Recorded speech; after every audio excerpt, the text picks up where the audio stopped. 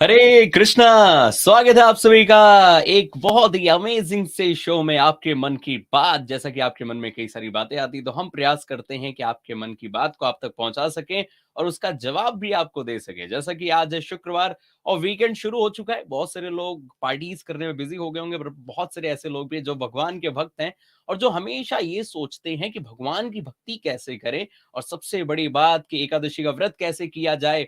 और एकादशी व्रत में भी सबसे मुश्किल एकादशी जिसे कहा जाता है निर्जला एकादशी, जहाँ पे पानी भी नहीं पिया जाता और दिन भर सिर्फ और सिर्फ भगवान का नाम लेते हैं, भगवान की कथा सुनते हैं, हरि नाम का जाप करते हैं। तब यही मन में सवाल उठता है कि किस तरीके से हम नए जो भक्त हैं कैसे भक्ति की शुरुआत करें। तो हमेशा कहा जाता है अगर हम भगवान के बारे में कुछ जानना चाहते हैं, भगवान के बारे में पता लगाना चाहते हैं कि किस तरीके से उनसे जुड़ सकते हैं, और स्पेशली अगर भगवान के करीब जाना है तो एकादशी का व्रत कैसे कर सकते हैं। तो ऐसी ना जाने कितने सारे हमारे मन में सवाल उठते हैं, और इन सवालों का जवाब हमें सिर्फ और सिर्फ मिल सकता है भगवान के एक भक्त से। और जब हम भगवान के भक्तों से मिलते हैं, वैष्णवों से मिलते हैं, तब हमारे मन के सारे डाउट्स क्लियर हो जाते हैं। तो आज भी हमारे साथ एक ऐसे अमेजिंग से भगवान के भक्त हैं जिनसे हम ढेर सारी चर्चा करेंगे, बहुत सारे सवाल पूछेंगे और साथ में ये भी जानेंगे कि एकादशी का व्रत करना क्यों जरूरी है। और स्पेशली निर्जला एकादशी आने के बाद जब लोगों की हालत खराब होने लगती है, उन्हें लगता है कि गर्मी में बिना पानी पिए कैसे रहेंगे, तब व्रत कैसे किया जा सकता है। तो हम होप सो आप लोग तैयार होंगे, और साथ में ही मैं चाहूंगा कि एंड तक आप लोग देखेंगे और बहुत सारे सवाल जैसा कि आप हर बार भेजते हैं, तो अपने सवालों के साथ तैयार रहिए, क्योंकि आज हमारे साथ धीर सनातन प्रभु जी हैं जिनसे आज हम धीर शांत दास प्रभु जी हैं जिनसे हम ढेर सारी बातचीत करेंगे, बहुत सारे सवाल पूछेंगे, और साथ में ही प्रभु जी से ये भी जानेंगे कि किस तरीके से एक भक्त जो नया भक्त बना है वो एकादशी का व्रत अच्छे से कर सकता है। प्रभु जी के बारे में मैं बता दूं कि ज्यादा तो प्रभु जी के बारे में जितना मुझे पता चला, मैं पूरा प्रयास करूंगा कि प्रभु जी के बारे में आपको बताऊं। प्रभु जी मध्य प्रदेश के दमोह शहर से आते हैं, वहां से उनकी पढ़ाई और लिखाई शुरू हुई, फिर धीरे धीरे धीरे करते करते इस्कॉन के संपर्क में आए, और इस्कॉन के संपर्क में आने के बाद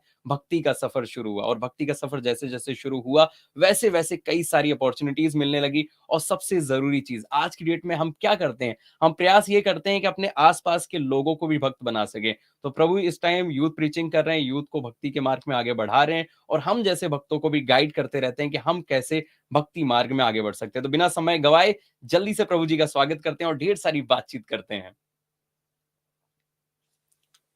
हरे कृष्णा प्रभु जी। हरे कृष्ण अर्जुन प्रभु। थैंक यू सो मच प्रभु जी कि आज अपने इतना कीमती समय दिया और हमारे व्यूवर्स से आप जुड़ रहे हैं। सो प्रभु जी, मैं चाहूंगा कि बातचीत का सिलसिला शुरू हो उससे पहले आप अपने बारे में हमारे व्यूवर्स को बताएं। वैसे तो हरे कृष्णा टीवी पर आप लोगों के द्वारा बड़ी कृपा है, बुलाते रहते हैं आप लोग और एक हमें सेवा का अवसर देते हैं। मैंने 2013 में ISKCON as a full time devotee join किया, और वर्तमान में इस्कॉन बड़ोदरा में मैं सेवा दे रहा हूँ। लगभग 10 साल हो गए हैं मुझे इस्कॉन में एज अ फुल टाइम। और फिलहाल हमारी जो सेवा है बड़ोदरा मंदिर में, वो as a IYF deputy director, और साथ ही साथ एक और हमारा यहाँ पर डिपार्टमेंट है जिसको मैं लीड करता हूँ, ICVE, institute of culture and values empowerment. तो इसके थ्रू हम लोग जो चिल्ड्रन आउटरीच है, जैसे प्री मैरिज कोर्स है, उसमें आर्ट ऑफ पेरेंटिंग है, बाल संस्कार केंद्र है, ऐसे बहुत सारी सेवाएं इसके थ्रू से हम लोग करते हैं। और साथ ही साथ मंदिर में जो भी वरिष्ठ वैष्णवों के द्वारा जहाँ एंगेज किया जाता है, तो ये मुख्य रूप से वर्तमान विश्ला प्रभुपाद जी के आंदोलन में, भक्तों के गाइडेंस में और भगवान की सेवा में युक्त हैं। यही एक संक्षिप्त परिचय। Very nice. सो प्रभु साथ ही जी आज साथ जैसे कि जी जी। कभी कभी आप लोग भी अवसर देते हैं भागवत कथा करने का। तो ये भी एक हमारी सेवा है, भक्तों को भागवत सुनाना। तो अक्सर कर हरे कृष्णा टीवी पर इत्यादि इत्यादि से अवसर आप लोग देते रहते हैं, उसके लिए बहुत बहुत धन्यवाद आप सभी का। जी। सो प्रभु जी, हम लोग बहुत सारी आज बात करने वाले हैं, जैसा कि आज निर्जला एकादशी के बारे में चर्चा होने वाली है कि ये व्रत कैसे किया जा सकता है, क्या हमें प्रोसेस फॉलो करना चाहिए। सो इस पे हम चर्चा करेंगे ही करेंगे, पर थोड़ा सा हम एक कह सकते हैं रूपरेखा बनाना चाहेंगे। एकादशी व्रत, ये एकादशी व्रत है क्या, उपवास व्रत क्या होता है, इसके साथ में एकादशी का व्रत करना क्यों जरूरी है। बहुत सारे लोग और भी बहुत सारे सवाल पूछा करते हैं एकादशी से रिलेटेड कि इस्कॉन में एकादशी अलग तिथि में मनाई जाती है, बाहर के लोग अलग तिथि में मनाते हैं। तो ऐसे बहुत सारी चीजें आज मैं आपसे पूछने वाला हूं। तो मैं सबसे पहले यही चाहूंगा कि आप हमारे व्यूवर्स को बताएं कि ये एकादशी क्या है, इसकी शुरुआत कैसे हुई, और इसका उपवास व्रत करना इतना जरूरी क्यों है। बहुत महत्वपूर्ण प्रश्न है। भगवान कृष्ण भगवत गीता के 18वें अध्याय में कहते हैं कि जो यज्ञ है, दान है और तपस्या, पावनानी मनीषिणा, ये मनीषियों को भी, बड़े बड़े जो सिद्ध और शुद्ध महात्मा हैं, उनको भी ये पवित्र करने वाला है। जो एकादशी व्रत है वो भी एक तपस्या की श्रेणी में ही आता है। उपवास जो है, जो व्रत है, वो तपस्या की श्रेणी में आता है। प्रश्न ये उठता है कि व्रत करने की आवश्यकता क्यों है? जी। पहले इसी लाइफ में समस्याएं कम है, जो आप एक नई समस्या लेकर के आ रहे हैं, व्रत कर लो प्रभु जी। तो व्रत की यदि हम बात करेंगे, फास्टिंग की बात करेंगे, तो अलग-अलग हम इसको प्लेटफ़ॉर्म पे समझ सकते हैं। जैसे, क्योंकि समाज में अलग-अलग लोग होते हैं, तो बॉडीली प्लेटफ़ॉर्म पे यदि हम इस बात को देखें, तो जब हम व्रत करते हैं, फास्टिंग करते हैं, तो हमारे एलिमेंटरी कैनाल को एक राहत मिल जाती है। जी। तो शरीर की दृष्टि से बहुत अच्छा है कि एक दिन आपके पाचन तंत्र को थोड़ी राहत मिल गई, मशीन जो चक्की चल रही थी, तो अच्छा है ये आपके, तो स्वास्थ्य की दृष्टि से ये बहुत अच्छा है। जी। दूसरा, यदि हम मन के स्तर पर देखें व्रत करने की पद्धति को, तो मन के स्तर पर इससे हमारा विल पावर मजबूत होता हुँ, है। हुँ। जैसे आपने व्रत लिया कि भाई आज एकादशी है, आज मैं अन्न नहीं खाऊँगा या अन्न नहीं खाऊँगी। हुँ, हुँ। अभी आपको 50 अवसर हैं, ऑफ़िस में पार्टी है या कॉलेज में दोस्त बहुत कुछ फ़ोर्स कर रहे हैं या आपकी कोई फ़ेवरेट डिश कहीं पर बनी हुई है। वो हुँ, हुँ। सबके बाद भी आप संकल्प रखते हैं कि मुझे नहीं खाना मतलब नहीं खाना। तो ये अपने जी। आप में आपकी विल पावर को बढ़ाता है और ये विल पावर फिर आपको जाकर के दूसरी-दूसरी चीज़ों में आपको पढ़ाई करना है या कहीं दूसरे एग्ज़ाम्स क्वालीफ़ाई करनी है, प्रोफ़ेशनल लाइफ़ में, इवन पारिवारिक जीवन में भी ये विल हुँ, हुँ। पावर आपको बड़ी सहयोग करती है। जी। शास्त्रों में मुख्य रूप से 2 पक्ष इसके बताए गए हैं। वो 2 पक्ष हैं, एक तो धार्मिक पक्ष है उसका और दूसरा आध्यात्मिक पक्ष है। जी। धार्मिक पक्ष में जब हम देखते हैं तो शास्त्रों में बहुत सारा इसका महत्व बताया गया, किस प्रकार से ये श्रेष्ठ फल प्रदान करने वाली है, हुँ, हुँ। पुण्यप्रद है, पापों को नाश करने वाले होते हैं व्रत, इत्यादि-इत्यादि शास्त्रों में महिमा इसकी बताई गई है। हुँ, और हुँ। आध्यात्मिक दृष्टि भक्ति भाव से हम देखते हैं, तो भक्ति भाव से सतोगुण में रह कर के जो कार्य किए जाते हैं, वो बिना किसी इच्छा के, उससे हम कुछ जी। प्राप्त करना नहीं चाहते हैं।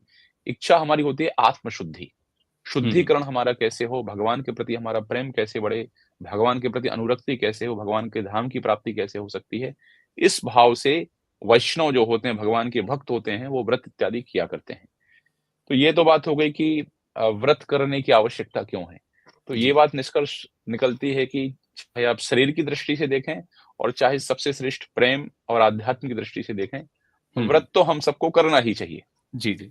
अब समाज में बहुत सारे व्रत हैं, करवा चौथ व्रत से लेकर के और सती सावित्री का व्रत, ऋषि पंचमी का व्रत, लगभग-लगभग देखिए हमारे समाज में गणेश चतुर्थी का व्रत, गणेश चतुर्दशी का व्रत, नवरात्रि आती है, इत्यादि-इत्यादि बहुत सारे व्रत होते हैं। हुँ, हुँ। तो फिर ये प्रश्न होता है कि भाई एकादशी व्रत ही क्यों करना है? हुँ, हुँ। एकादशी व्रत ही क्यों करना है?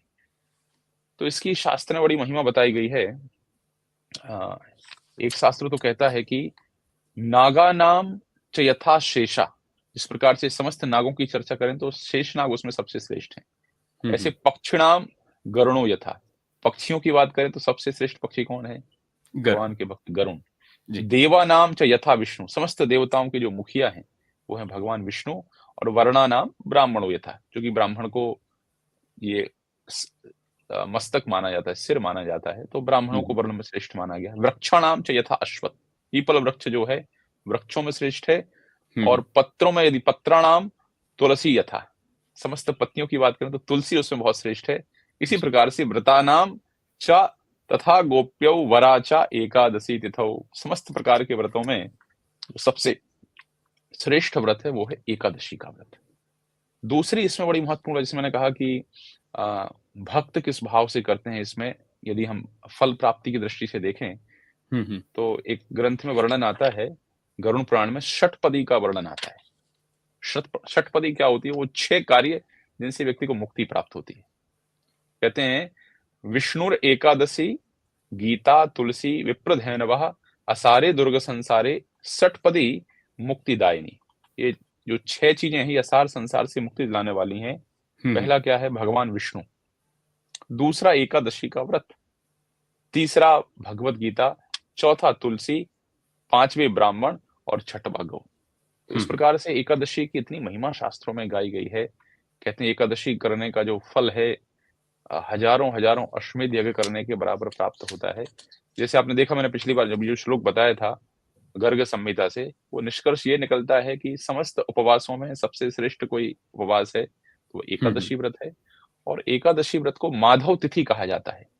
माधव तिथि, भक्ति विनोद ठाकुर जी कहते हैं, माधव तिथि भक्ति जननी जतने पालन करी। जो एकादशी है ये माधव तिथि है और भक्ति जननी, भक्ति को प्रदान करने वाली है, और हम सबकी जिम्मेदारी है कि इसको एकादशी को जतन पूर्वक पालन करना चाहिए। और जहां तक एकादशी की उत्पत्ति के बारे में आप पूछ रहे थे, एकादशी कब से शुरू हुई, क्या इसके पीछे महिमा है एकादशी के पीछे, तो इसके विषय में शास्त्रों में एक कथा आती है जी, पद्म पुराण में ये कथा आती है। वैसे तो एक मूर नाम का असुर था और देवता बड़े परेशान थे मूर नाम के असुर से। तो क्या किया जाए, भगवान शिव के पास पहुंचे। भगवान शिव ने कहा कि आप ऐसा करिए, भगवान विष्णु के पास जाइए और वो आपका सहयोग करेंगे। भगवान विष्णु के पास पहुंचे तो जाते हैं, जो मूर नाम का असुर था वो असुर एक नगर में रहा करता था। तो जब उसके पास गए और जाकर के भगवान ने उसका वध करने का प्रयास किया। उसके पश्चात भगवान ने वध तो नहीं किया, लेकिन भगवान वहां से गए बद्रिक आश्रम में, और वहां पर एक गुफा थी, उस गुफा में भगवान विश्राम करने लगे। उसी समय ये मूर नाम का असुर वहां पर पहुंचता है और मूर असुर बोलते हैं अच्छा विष्णु सो रहे हैं तो हम इनका वध कर देते हैं। उसी समय भगवान की इच्छा शक्ति से एक वहां पर देवी प्रकट होती हैं और वो देवी उस मूर नाम के असुर का वध करती हैं। भगवान निद्रा से उठते हैं तो देखते हैं तो बहुत प्रसन्न होते हैं, और फिर वो कहते हैं कि आप बताइए क्या वर हमसे चाहती हैं, देवी आप क्या वर चाहती हैं। तो बहुत सुंदर भगवान कहते हैं, यदि तुष्टोसी में देव सत्यम उक्तम जनार्दना वरम एकम तु वांछामि हृदय चा गजतपति। प्रभु यदि हमसे संतुष्ट तो एक वर चाहते हैं। प्रार्थयामि च देवेश इप्सितम च महाप्रभो यदि सत्यम जगन्नाथ त्रिस्तो वाचो तदासीमो। तो ये एकादशी ने भगवान से निवेदन किया। तो भगवान बोले सत्यम सत्यम मया प्रोक्तम अवश्यम तव सुब्रते तिस्रो वाचो मया दत्ता नचा वाक्यम भवे। भगवान बोला तुमने कहा है ना कि कुछ वर मांगते हो, और आप यदि सत्य सत्य सत्य 3 बार कह दें तो फिर हम वर मांगेंगे। भगवान कह दिया ठीक है तुम वर मांगो, जो भी वर मांगना है। तब एकादशी ने कहा कि त्रिभुवनेषु च देवेश चतुर्युगेषु सांप्रतम त्रिषु लोकेषु सर्वत्र तादृशम कुरु मे प्रभो सर्व तीर्थ प्रधाना ही सर्व विघ्न विनाशनी। ये देखिए एकादशी की महिमा है, सर्व तीर्थ प्रधाना ही सर्व विघ्न विनाशिनी त्रिषु लोकेषु सर्वत्र तादृशम कुरु मे प्रभो सर्व तीर्थ प्रधाना सर्व विघ्न विनाशिनी सर्व सिद्धि करी देवी, सर्व सिद्धि करी देवी तत्प्रसादात अवाम्य हम। तो भगवान ने कहा कि ठीक है मैं तुम्हें वरदान देता हूं, मैं प्रसन्न हूं तुमसे, और मैं कहता हूं कि तीनों भवन तीनों लोकों में इस प्रकार की कृपा तुम्हें प्राप्त होगी कि समस्त तीर्थों में तुम प्रधान हो जाओगी, समस्त विघ्नों का विनाश करने वाली बन जाओगी, सभी सिद्धियों को प्रदान करने वाली हो जाओगी। और जो भगवान की भक्ति से युक्त मनुष्य हैं, यदि वो इस तिथि को उपवास करेंगे, भगवान ऐसा कहते हैं, तो सब प्रकार की सिद्धि उनको प्राप्त होगी। इस प्रकार से भगवान ने एकादशी को वरदान दिया। तो ये एकादशी की उत्पत्ति किस प्रकार से होती है, भगवान ने स्वयं एकादशी को वरदान दिया है, और दूसरे दूसरे शास्त्रों के जो दृष्टांत हैं उसके हिसाब से एकादशी तिथि बहुत ही महत्वपूर्ण बन जाती है। तो बस यूं कहें कि कोई दूसरा व्रत कोई करते हैं तो अपन यहाँ से उनकी भावनाओं को ठेस नहीं पहुंचाते, ठीक है आपको जो भी रुचि है, लेकिन एकादशी व्रत जरूर करना चाहिए। एकादशी व्रत तो करना ही करना चाहिए। और यहाँ तक कि कोई भी भगवान शिव के आराध्य, जिनके आराध्य भगवान शिव हैं, जिनके आराध्य देवी दुर्गा हैं, उन सभी को भी एकादशी व्रत अवश्य रूप से करना चाहिए। ऐसा नहीं सिर्फ वैष्णवों के लिए है ये। भगवान शिव तो यहाँ तक कहते हैं कि जो व्यक्ति एकादशी व्रत नहीं करता है और मेरे नाम से एकादशी को अन्न खा ले तो कहते हैं उसका विनाश होगा, ऐसे भगवान शिव कहते हैं। तो इसलिए एकादशी व्रत सबको ही करना है, यूं समझिए निष्कर्ष के रूप में। जी, तो हम सभी को भी एकादशी का व्रत करना है। जो भी लोग अभी नए जुड़े हैं, आप सभी का बहुत बहुत स्वागत है आपके मन की बात शो में। और आज हम यही चर्चा कर रहे हैं कि निर्जला एकादशी जैसे कि 18 को आने वाली है, और बहुत सारे लोग इस वजह से परेशान हैं कि किस तरीके से व्रत किया जाएगा। तो आज हम पूरा प्रयास करेंगे कि ऐसे कुछ सवाल प्रभु जी से पूछे जिनसे आपकी जो मन में उठने वाले जो सवाल आते हैं, जो समस्याएं आपको लगती हैं कि एकादशी का व्रत कैसे होगा, तो आपको उसका जवाब मिल सके। प्रभु जी, आपने 2-3 बार ऐसा कहा व्रत और उपवास। वैसे अभी तक तो मुझे लगता था कि दोनों एक चीज है, एक ही है कि आप चाहे व्रत करें चाहे उपवास करें, आप एकादशी कर रहे हैं। पर क्या इन दोनों के बीच में कुछ डिफरेंस है, या फिर ये दोनों एक है? जैसे कई बार होता है ना कि एक बच्चे के 2 नाम होते हैं, पर आप जिस भी नाम से बुलाओ वो बच्चा हमारे पास चल के आ ही जाता है। हाँ, वैसे तो बहुत बड़ा अंतर व्रत और उपवास में नहीं है, लेकिन व्रत शब्द कहता है कि हमने कुछ संकल्प किया है, कुछ हमने निश्चित किया है कि हम इस चीज़ का पालन करेंगे। जैसे कोई कहता है हमने ब्रह्मचारी व्रत को धारण किया है, इत्यादि, इत्यादि। व्रत का अर्थ होता है कि हमने कुछ संकल्प किया है। हुँ, हुँ। तो इसी तरीके से एकादशी व्रत कि हमने आज संकल्प किया है कि अन्न नहीं खाएँगे, जी। लेकिन इसमें हम और वैल्यू ऐड कर देते हैं, उपवास। हुँ, हुँ। उपवास का अर्थ होता है नज़दीक में निवास करना, नज़दीक में रहना। हुँ, तो हुँ। उस एकादशी व्रत की हम अन्न नहीं खाएँगे, इसके साथ-साथ जब हम ये दृढ़ संकल्प भी ले लेते हैं कि एकादशी को किए जाने वाले जो अन्य-अन्य कार्य हैं, हम उनको भी साथ में संपन्न करेंगे। ज़्यादा से ज़्यादा भगवान की सेवा में युक्त होंगे, हुँ, हुँ। भगवान की भक्ति करने का प्रयास करेंगे, इत्यादि, इत्यादि जो निर्देश हैं, उनको हुँ, हम हुँ। पालन करने का प्रयास करेंगे, वो कहलाता है उपवास। जब आप हम भगवान के बहुत नज़दीक में रहने हुँ, का हुँ। प्रयास करते हैं, तो जी। उपवास। Okay, nice. सो आप लोगों को भी समझ में आ गया और मुझे भी समझ में आ चुका है एक उपवास और व्रत के बीच में क्या डिफरेंस है। प्रभु जी, एक आजकल मैं बहुत देखता हूँ कि हम ऐसे एक कह सकते हैं आज के दौर में हर किसी को कहा जाता है उपवास करने के लिए, फास्टिंग करने के लिए। कुछ लोग कहते हैं कि 12 घंटे की फास्टिंग करनी चाहिए, कुछ लोग कहते हैं 24 घंटे की फास्टिंग करनी चाहिए और वीक में 1 बार फास्टिंग करनी चाहिए। अब सवाल ये हमेशा उठता है कि जब हम किसी को कहते हैं कि एकादशी का व्रत करना चाहिए और उस दिन हम अन्न हमें नहीं खाना चाहिए। पर फिर सवाल ये भी आता है लोगों की तरफ से कि अगर हमें व्रत ही करना है, अगर हमें फास्टिंग ही करनी है, तो हम किसी भी दिन कर सकते हैं। एकादशी का ही इंतज़ार क्यों करें? और एकादशी के दिन ही क्यों हम अन्न नहीं खाते हैं? तो हुँ, इसके पीछे क्या-क्या रीज़न है प्रभु जी? हाँ। एकादशी के दिन अन्न खाने की मनाही क्यों? और एक्चुअली कई लोग आपने सुना होगा एक बड़ा मिसकंसेप्शन भी है इसको लेकर के। कई लोग कहते हैं कि एकादशी को चावल नहीं खाना है। जी, मैं पक्का यस, कह मैं इस सकता पे हूँ भी आने कि वाला था आपके पास में। हमारे हमारे व्यूअर्स में से बहुत सारे लोगों को ऐसा मैंने भी सुना है, हमारे घर में भी ऐसा होता था कई बार कि बोलते थे भाई जी, जी। चावल नहीं खाना है। तो ये दोनों ही चीज़ें चावल और अन्न एक-दूसरे से कनेक्टेड हैं, जुड़े हुए हैं। हुँ, क्योंकि आप देखेंगे यदि आप गूगल करेंगे अभी भारत की मुख्य खाद्यान्न फसल, मतलब भारत में सबसे ज़्यादा कौन-सी फसल खाई जाती है, बनाई जाती है, तो आप देखिए चावल आएगी। साउथ जी। इंडिया देख लीजिए, फिर उड़ीसा, बंगाल, छत्तीसगढ़, बहुत सारे। सिर्फ ये हुँ, हुँ। सेंट्रल इंडिया का बेल्ट आप छोड़ दीजिए, तो लगभग सब लोग चावल खाते हैं। हुँ, तो हुँ। बंगाल में चावल को अन्नी कहा जाता है। हुँ, हुँ। अन्न दो। तो वहाँ से वो कांसेप्ट आ गया कि भाई अन्न मतलब चावल नहीं खाना है। जी। तो एकादशी के दिन क्यों नहीं खाना है? पद्म पुराण के क्रिया योग सार में ये वर्णन आता है। तस्माद् अन्नम न भोक्तव्यम। देखिए मैं अर्जुन प्रभु एक बात स्पष्ट करना चाहूँगा कि देखिए ये जो सारी विषय वस्तु है, ये आपके हमारे मन से नहीं चली। हुँ, हुँ। जिस प्रकार से अदालतें नहीं चलती हैं बिना आईपीसी के संविधान के, ऐसे हुँ, हुँ। आध्यात्मिक चर्चा बिना शास्त्र के प्रमाण के चल नहीं सकती है। हुँ, हुँ। एकादशी क्यों करना है? तो तस्मात् शास्त्र प्रमाणं ते कार्य व्यवस्थितौ। इसमें प्रमाण शास्त्र ही है। हुँ, तो हुँ। पद्म पुराण के अनुसार आता है कि तस्माद् अन्नम न भोक्तव्यम कदाचिद् अपि सत्तमहि आत्मनो हितम इच्छद्वि सप्राप्ते हरिवासरे संसारे यानि पापानि तान्य वैकादशी दिने अन्नम आश्रित्य तिष्ठति श्रीमन्नारायण आज्ञया। इसका अर्थ ये है कि श्रेष्ठ पुरुषों को चाहिए कि आत्म कल्याण के लिए एकादशी पर कभी अन्न न खाएं। हुँ, हुँ। ये भगवान का निर्देश है। व्यासदेव जैमिनी ऋषि को कहते हैं ये।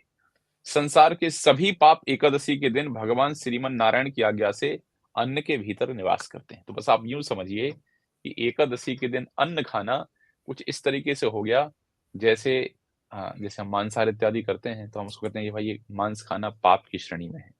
तो एकादशी के दिन अन्न खाना भी पाप की श्रेणी में ही समझा जाता है। इसलिए एकादशी के दिन अन्न खाना शास्त्रों में निषिद्ध किया गया है कि एकादशी के दिन किसी प्रकार के अन्न का सेवन न करें, पाप का उसमें निवास स्थान है। हुँ, हुँ। और देखिए एक सबसे बड़ी महत्वपूर्ण बात है, क्यों नहीं खाना चाहिए? क्योंकि जीवन है शुद्धिकरण के लिए। ये बात निश्चित है ये शरीर धू-धू करके जल जाना है। जी। सब लोग ले जाएँगे, श्मशान में रख देंगे और जल करके राख हो जाएगा, कोई पूछने वाला नहीं है।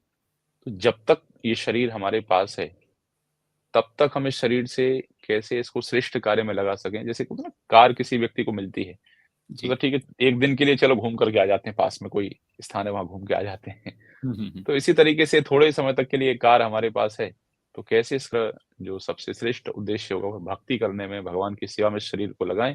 और एकादशी वो भक्ति करने की सेवा में एक बहुत महत्वपूर्ण अंग है, बहुत महत्वपूर्ण कह सकते हैं एक उपादान है जिसको हमें पालन करना चाहिए।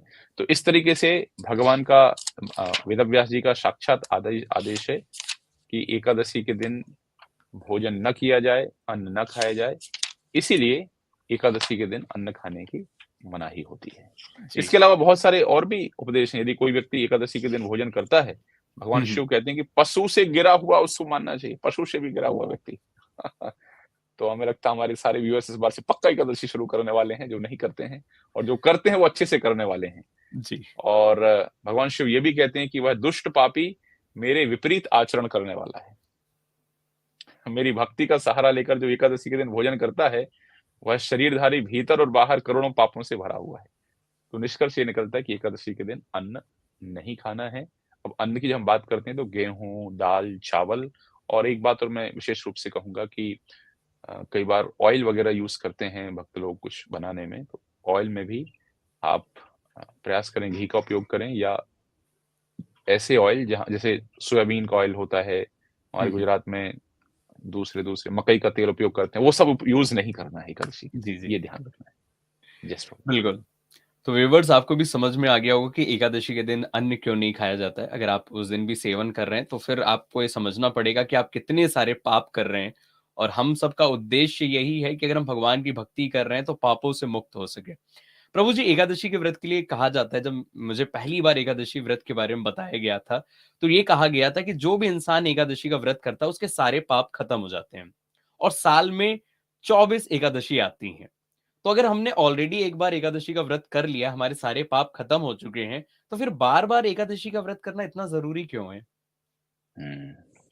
इसमें मैं 2 चीज़ें बताऊँगा आपको। न केवल एकादशी से पाप खत्म होते हैं, जैसे आप देखेंगे तुलसी महारानी को जो प्रणाम करते हैं, जी। यानि कानि चा पापानि ब्रह्म हत्यादि कानि चा, तानि तानि प्रणश्यन्ति प्रदक्षिणा पदे पदे। अब पग-पग पर पाप नाश हो गए, तो फिर भाई और दूसरे ये कष्ट जो जीवन में आ रहे हैं, वो क्यों आ रहे हैं? तो श्रोताओं के मन में पक्का ये प्रश्न होगा कि ऐसा तो नहीं कि शास्त्रों में अतिशयोक्तिपूर्ण वर्णन है, कुछ ज़्यादा बता दिया गया है कि ये काम करने से पाप नष्ट हो जाएगा, एकादशी करने से 1000 अश्वमेध यज्ञ के बराबर फल प्राप्त होगा, ये होगा, ये होगा। ऐसे अनेक श्रोताओं के मन में प्रश्न होगा, पूछते भले नहीं होंगे लेकिन प्रश्न पक्का होगा। तो फिर क्या शास्त्रों में गलत लिखा हुआ है? अगली बात ये निकल कर के आती है। क्या आचार्यों ने गलत लिख दिया है कि बस महिमा बताने के लिए कह दिया गया है? मैं इसको दूसरे तरीके से समझाता हूँ। मैं कहूँगा, या हम किसी कोचिंग का प्रचार नहीं कर रहे हैं, लेकिन मुझे वही नाम याद आ रहा है। मान लो कोई कहे कि एलन में जो बच्चे पढ़ने आते हैं, वो नीट में सेलेक्ट हो जाते हैं, या IIT-JEE में वो सेलेक्ट हो जाते हैं। तो क्या गलत कह रहे हैं? निश्चित रूप से नहीं कह रहे हैं गलत। जो एलन में पढ़ने जाएगा, इस साल के शायद टॉप 3-4 रैंकर्स, टॉप 10 में 4-5 रैंकर्स एलन से हैं। तो गलत नहीं कह रहे हैं कि जो एलन में पढ़ने आएगा वो सिलेक्ट हो जाएगा। लेकिन कौन सिलेक्ट होगा उसका भी कुछ गाइडलाइन है उसकी, कि किसने कितनी सिंसियरिटी से पढ़ाई किया, और तमाम सारे बहुत सारे मैटर्स दूसरे भी होते हैं। इसी तरीके से जब कहते हैं कि भाई ये करेंगे तो आपको भगवत धाम की प्राप्ति होगी, कई बार ये भी कहते हैं ये करेंगे भगवान का धाम वैकुंठ की प्राप्ति होगी। बिल्कुल प्राप्ति होगी, गलत नहीं लिखा है, लेकिन ये नहीं कह रहे कि इसी जीवन में प्राप्ति हो जाएगी। लेकिन तो ये एक कोचिंग वाला जो एग्जाम्पल से समझ में आया कि आप किस तरीके से कर रहे हैं वो बहुत महत्वपूर्ण है। जी। श्रद्धा का स्तर क्या है, कितने सटीक तरीके से उसको पालन कर रहे हैं। जब सही तरीके से चीजों को करेंगे तो परिणाम प्राप्त आएगा। जैसे मैं एक दूसरा एग्जांपल देता हूँ, हरिनाम के विषय में कहते हैं हरिनाम, एक व्यक्ति ने एक हरिनाम ले लिया, सारा पाप नष्ट। लेकिन हरिनाम के 3 स्तर हैं। हरिनाम के 3 स्तर हैं, नाम अपराध युक्त, नाम आभास और शुद्ध नाम। तो जब कहते हैं एक नाम के अंदर इतनी शक्ति है कि आप जितने पाप नहीं कर सकते उतना नाम पाप काट सकता है। कौन से नाम की चर्चा है? शुद्ध नाम की चर्चा है। लेकिन सामान्य रूप से अधिकतर लोग जो नाम जप करते हैं उसमें नाम अपराध होता ही होता है। मन नहीं लगता है, क्योंकि तो एक तरह नाम भौतिक आसक्ति बनाते हैं, नाम के प्रति अपराध है। तो इस तरीके से ये गलत नहीं है कि सारे पाप नष्ट नहीं होते हैं, बिल्कुल पाप नष्ट होते हैं। शास्त्र गलत नहीं है, शास्त्र की वाणी गलत नहीं है, कोई अतिशयोक्ति नहीं है, लेकिन उसके पीछे क्लॉज लगे होते हैं, क्लॉज 1, हम्म, क्लॉज 2, क्लॉज 3, क्लॉज 4, क्लॉज 5, जी। ये सब जब फॉलो करेंगे, सब पालन करेंगे, तो फिर हम्म, जो परिणाम अंतिम जो कहा गया है वो परिणाम प्राप्त होगा। जी। लेकिन इस तरीके से हम एक कदम बढ़ाते हैं उस ओर कि हम शुरू करें, आज पढ़ना शुरू करेंगे। जैसे संगीत के जो विद्यार्थी होते हैं, पहले दिन बड़ा बेसुरा गाते हैं, लेकिन हम्म, धीरे-धीरे जाते हैं, रियाज़ करते हैं, तो इतने पक्के हो जाते हैं कि उनकी वाणी सुनने में हृदय प्रसन्न हो जाता है। तो ऐसे ही भक्ति में भी है, उस कार्य की महिमा है, आप शुरू हम्म, कीजिए, धीरे-धीरे परफेक्शन लेकर के आइए, आपको परिणाम निश्चित रूप से प्राप्त होगा, कोई संशय नहीं है इसमें। जी, बिल्कुल। प्रभु जी। और हम सब भी अगर एकादशी का व्रत अच्छे मन लगा के करेंगे तो सारी चीजें बहुत अच्छे से हो जाएंगी। प्रभु जी, फिर भी एक मैं हमेशा सोचता हूँ, अभी भी कह सकते हैं ना कि मैं हम ये मानता हूँ कि मैं अभी बहुत नया भक्त हूँ और मैं प्रयास कर रहा हूँ कि मैं सारी चीजों को अच्छे से फॉलो कर सकूं, सब आप लोगों के गाइडेंस में। और बहुत बार मुझे ये लगता है कि एकादशी के व्रत के दिन सिर्फ अन्न को हम छोड़ देते हैं और हमारा व्रत शुरू हो जाता है। पर हुँ, हुँ। इसके अलावा हमें और ऐसी क्या चीजें करने की जरूरत है जिसमें सही मायने में हम एकादशी का पालन कर सकें, एक अच्छी तरीके से अपना उपवास, अपना व्रत कर सकें? हुँ, हुँ, हुँ, हुँ। तो बहुत सारी पद्धति मैं इस तरीके से समझूँ आपके प्रश्न को कि एकादशी हम अच्छे से कैसे कर सकते हैं, ये समझे या एकादशी? जी। बिल्कुल, बिल्कुल। बहुत अच्छा प्रश्न है आपका ये, कि सिर्फ़ अन्न का हमें त्याग नहीं करना है, बल्कि सही तरीके से एकादशी करने के लिए और भी दूसरी-दूसरी चीज़ों का हमें ध्यान रखना चाहिए। जैसे कौन-कौन से कार्य कर सकते हैं, तो जी। इसकी महिमा बताई गई है कि एकादशी के दिन हमें श्रवण करना चाहिए। एकादशी दिने विष्णु शृणुते यो हरे कथाम सप्तदीपवती दाने यत् फलम लभते च सः। जो व्यक्ति एकादशी के दिन भगवान विष्णु की कथा सुनता है, कहते हैं वो 7 दीपों के इतनी भूमि के दान का फल प्राप्त करता है, यदि कोई व्यक्ति कथा सुनता है। रामायणम, हम्म, भागवतम, भारतम, व्यास भाषितम अन्यानि च पुराणानि पठयानि हरिवासरे। इस हरिवासरे एकादशी के दिन रामायणम, रामायण का, भागवतम, भागवत का और व्यास जी के द्वारा जो रचित अन्य पुराण हैं, उनका अध्ययन करना चाहिए। तो एकादशी के दिन और सबसे श्रेष्ठ क्या है? श्रीमद् भागवत। हम्म, तो एकादशी एकादशी के दिन क्या करें? एकादशी के दिन भगवान की कथा ज़रूर सुनें। बिल्कुल भगवान की कथा सुननी चाहिए। दूसरा और क्या करें एकादशी के दिन? कहा जाता है एकादशी के दिन भगवान की अर्चना करनी चाहिए। जी। संपूज्य गंध कुसुमैर विष्णुम विष्णु तिथौ नृपः जन्मार जन्मा युतार्जित ही पापैर् मुक्तो व्रजति तत्पदम। यदि कोई व्यक्ति इस दिन भगवान विष्णु का अर्चन करता है, गंध से, फूल से इत्यादि इत्यादि, तो कहते हैं कि विष्णु पद को प्राप्त होता है, भगवान विष्णु को प्राप्त होता है। तो अर्चन की पद्धति का पालन करें। फिर कहा गया है क्षमा, दमा और दान, इसमें प्रवृत्त होना चाहिए। हाँ? दमन करना मतलब कोई यदि कोई इस प्रकार के कार्य ना करें जो शास्त्र विरुद्ध हों, इत्यादि इत्यादि हम्म, कार्यों से बचना चाहिए। कोई इंद्रिय तृप्ति के कार्यों में न लगें, कोई पापाचार ना करें, उससे बचना चाहिए। और सबसे श्रेष्ठ है भगवान के नाम का जप। समस्त हम्म, यज्ञों में सबसे श्रेष्ठ हरिनाम यज्ञ, तो हरिनाम यज्ञ संपन्न करना चाहिए और जितना ज़्यादा से ज़्यादा कीर्तन कर सकते हैं वो करना चाहिए।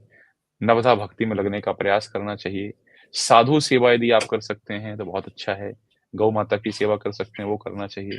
तो एकादशी के दिन जो एकादशी उपवास का जो कार्य है, हम्म, इसका अब सिद्धांत ये है कि हम ज़्यादा से ज़्यादा और कहते हैं रूप गोस्वामी जी कहते हैं always remember Krishna never forget Krishna. तो ओके। ज़्यादा से ज़्यादा हम एकादशी को इस प्रकार के कार्यों में लगें, भक्तियुक्त कार्यों में लगें कि जिसके माध्यम से हम अपनी आध्यात्मिक चेतना का विकास कर सकें, भगवान की सेवा से युक्त हो सकें। वो सारे कार्यों को हमें करना चाहिए एकादशी के दिन। जी। थैंक यू सो मच प्रभु जी, आप बहुत अच्छे से एक्सप्लेन कर रहे हैं और होप सो हमारे व्यूवर्स को भी बहुत अच्छे से समझ में आ रहा होगा कि एकादशी का व्रत हमें किस तरीके से करना चाहिए। प्रभु जी, आज से कुछ 3 या 4 साल पहले की अगर बात करूँ तो मुझे जब पहली बार कहा गया था एकादशी का व्रत करने के लिए, तो ये लगा था कि हम नौकरी करने वाले जो लोग हैं, नौकरी पेशा वाले, हम सुबह उठ करके अपने काम के लिए निकल जाते हैं। काम में निकलने के बाद फिर अपना जो भी ऑफ़िस का काम है उसमें लगे रहते हैं और फिर शाम को कहीं जा कर के हमें समय मिलता है, फिर घर वापस लौटते हैं। समय की कमी कहीं न कहीं हम लोगों को एक समय पे लगता था और आज भी बहुत सारे ऐसे लोग कहते हैं मुझसे कि अर्जुन जी, हमारे पास समय नहीं है। हम सिर्फ़ दान करके अगर हम एकादशी मना लें और बीच-बीच में कुछ खा लें, तो क्या ये गलत तो नहीं होगा? आपने जैसे बताया कि हमें इन-इन तरीके से एकादशी का व्रत करना चाहिए, दान करना चाहिए, हमें भगवान के नाम का कीर्तन करना चाहिए, ज़्यादा से ज़्यादा भगवान का ध्यान करना चाहिए, हरि नाम का जाप करना चाहिए। बट प्रॉब्लम वही लोगों को आती है कि हम इतना सब नहीं कर सकते हैं। तो क्या एकादशी का व्रत करने का कोई शॉर्टकट तरीका भी है? एक होती है निर्जला जी, एकादशी जो जिसपे आप हम चर्चा आज करने वाले हैं। जिसमें आप जल नहीं पीते हैं। जी, एक होती है बोलते हैं कॉमन मज़ाक मस्ती में जल जला मतलब जी। आप जल पी करके कर लेते हैं। तीसरी होती है सफला, आप हुँ, उसमें हुँ। फल इत्यादि खा कर के एकादशी करते हैं और चौथी होती है मज़ाक-मज़ाक में बोलते हैं निष्फला एकादशी इसमें आप साबूदाना भी खा लेते हैं, मोरिया भी खा लेते हैं, जी, जी। पकौड़े भी खा लेते हैं। कुछ दिनों पहले एक भक्त कह रहे थे कि एकादशी को स्पेशल सैंडविच बनाई गई, एकादशी सैंडविच। तो बोले एकादशी वड़ा एकादशी को भाई पाव, एकादशी वड़ा पाव मुंबई तो में मिलता है। तो देखिए जब कोई नया भक्त आता है, तो जैसे कहते हैं ना कि ठीक है चलो ये करो, ठीक है चलो ये करो।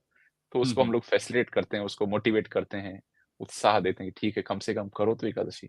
जी। उसे देखिए कुछ मत करो कम अन्न नहीं खाना, बाकी उसके अलावा तुम्हें 1 बार खाना, 2 बार खाना, 3 बार खाना, जितनी बार खाना है खाओ, लेकिन हुँ, अन्न हुँ। नहीं खाओ। तो ये भी इसमें कोई बुराई नहीं है, एक दृष्टि से ये भी ठीक ही है, लेकिन इस ग्रेड 4, ग्रेड 3, ग्रेड 2, ग्रेड 1 तो हुँ, ऐसे हुँ, हुँ। 1, 2, 3, 4 अलग-अलग ग्रेड की एकादशी है। हुँ, हुँ। तो एक तो कॉमन प्रिंसिपल है, एक क्या कॉमन प्रिंसिपल अन्न नहीं खाना है। जी। कंपैशन रखा गया है साधकों के प्रति, लेकिन एक अ, बिल्कुल उसको आप वायलेट नहीं कर सकते एक रूल को, वो है अन्न हुँ, नहीं हुँ। खाना है। तो जी, आप जॉब करते हैं, जो भी करते हैं, समय है, समय नहीं है, आप बार-बार खा सकते लेकिन अन्न नहीं खाना है आपको। जी। बार-बार आप खा सकते हैं, ठीक है। तो उतना तो फॉलो करना है, हुँ, उसमें हुँ। तो कोई संशय नहीं है। अब बात आती है दान की, हुँ, हुँ। तो मैंने शुरू में ही कहा था कि मनुष्यों को भी यज्ञ, दान और तपस्या पवित्र करने वाले हैं, तो दान तो आप कर ही सकते हैं और एकादशी के दिन किया गया दान कई गुना अधिक फल प्रदान करता है। तो दान कर सकते हैं, करना है, कोई बुराई नहीं है। क्या-क्या दान कर सकते हैं उसका भी शास्त्र में विधान एकादशी के दिन क्या-क्या दान करें, जी। लेकिन आपको अन्न नहीं खाना है हुँ, हुँ। जनरल एकादशी में, तो जी, अपनी स्थिति के अनुसार आप फास्टिंग कर सकते हैं। बिल्कुल। सो प्रभु जी, अभी हम निर्जला एकादशी की तरफ बढ़ेंगे। फिर एक सवाल बहुत लोग मुझसे पूछते हैं, जैसे कि मैं इंस्टा लाइव करता हूँ, तो बहुत सारी माताजी लोग मुझसे पूछती हैं कि हमारा बच्चा है, अभी छोटा है, तो हम उसे किस एज में एकादशी का व्रत कराना शुरू कर सकते हैं? किस एज में एकादशी का व्रत शुरू कर देना चाहिए? तो मैं आपसे भी जानना चाहूँगा कि यस, हमने बहुत लेट कर दिया भक्ति माने में, पर जब हमें समझ में आया, तो हमने व्रत करना शुरू किया।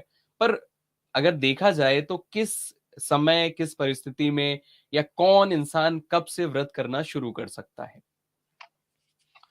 भागवत में वर्णन आता है कौमार आचरित प्राज्ञो धर्मान भागवतान ही, कि कुमार अवस्था से जो है भक्ति के कार्यों में लग जाना चाहिए अर्थात 5 वर्ष की अवस्था से लगभग भक्ति के कार्यों में लग सकते हैं। हुँ, तो ये तो माता-पिता के ऊपर है कि अ, तो बहुत छोटे बच्चे हैं, उनको छूट दी जाती है। हम लोग मंडूक मुनि की कथा सुनते हैं कि मंडूक मुनि को उनको दंडित किया गया था, तो यमराज जी को श्राप मिला कि भाई आपको शूद्र बनना पड़ेगा और फिर उनको विदुर के रूप में आना पड़ा। तो हुँ, हुँ, बहुत छोटे बच्चों को और जो बहुत वृद्ध हो गए लगभग-लगभग 80 वर्ष के ऊपर जिनकी अवस्था हो गई है, हुँ, हुँ, ऐसे लोगों को कोई कठोर नियम उनके ऊपर नहीं होते हुँ, हुँ, हैं। उनकी स्वेच्छा के ऊपर वो चाहें तो कर सकते हैं, अन्यथा नहीं भी करें हुँ, तब हुँ, भी कोई विशेष उनके ऊपर आरोपण नहीं है कि आपको करना ही है। जी। जहाँ तक बच्चों की हम बात करें, हुँ, हुँ, तो माता-पिता ऐसा नहीं आजकल कितने सारे ऑप्शन हैं, बच्चों को तो हुँ, पता ही नहीं चलेगा। तो एक बार बच्चा समझदार होता है थोड़ा-सा यदि अब समझो 5 साल से ऊपर, 6 साल के ऊपर अवस्था है और तो हुँ, उसको हुँ, जो आप बनाते हैं, चिप्स बनाते हैं एकादशी में या फल बनाते हैं या कुछ बुरिया होता है, साबूदाना होता है, साबूदाने की खीर होती है, खिचड़ी होती है। बच्चे को खिला दीजिए उसको क्या फ़र्क पड़ता है, 4-5 बार खा ले वो। जी। तो ये माता-पिता के ऊपर डिपेंड करता है कि वो कब उसको फ़ॉलो करवाना चाहते हैं। लेकिन शास्त्र का वचन है कि कौमार आचरित प्राज्ञो भगवत भक्ति के कार्यों में कुमार अवस्था से लग जाना चाहिए। बाल्या हुँ, हुँ, तो 5 वर्ष के पश्चात लग जाना चाहिए, ऐसा है। लेकिन फिर जी। हमें प्रैक्टिकल भी थोड़ा देखना चाहिए कि बच्चे किस अवस्था में है। तो हुँ, धीरे, हुँ, धीरे, धीरे उनको लेकिन ध्यान ये रखना बच्चों को भूखा नहीं रखना है। जी। उनको अन्न नहीं खिलाना है, बच्चों को लेकिन दूसरे जो फलाहार की वस्तुएं हैं वो उनको खिलाते रहिए, ताकि हुँ, उनको हुँ।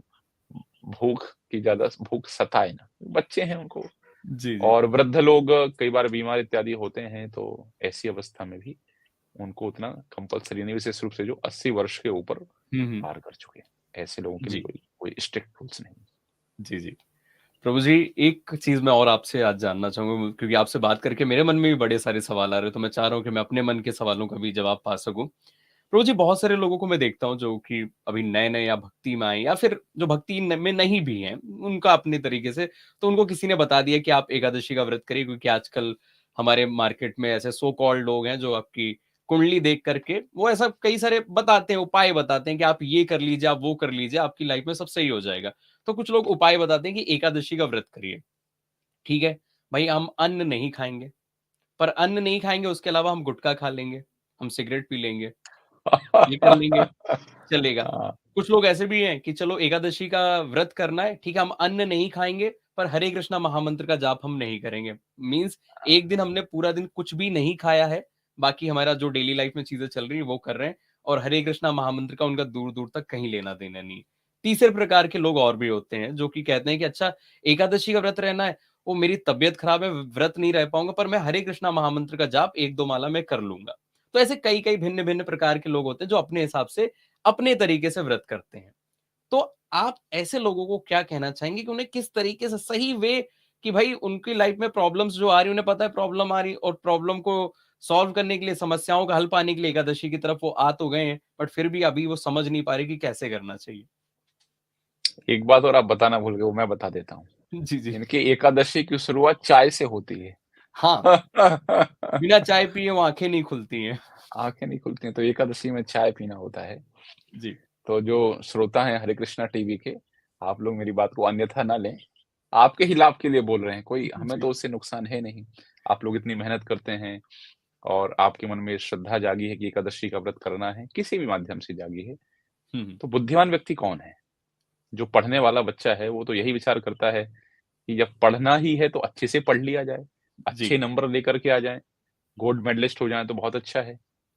तो ये एक अच्छे गंभीर अ, साधक का लक्षण होता है, और हमारे सभी श्रोता हरे कृष्णा टीवी के गंभीर साधक ही हैं, हम यही मान करके चलते हैं।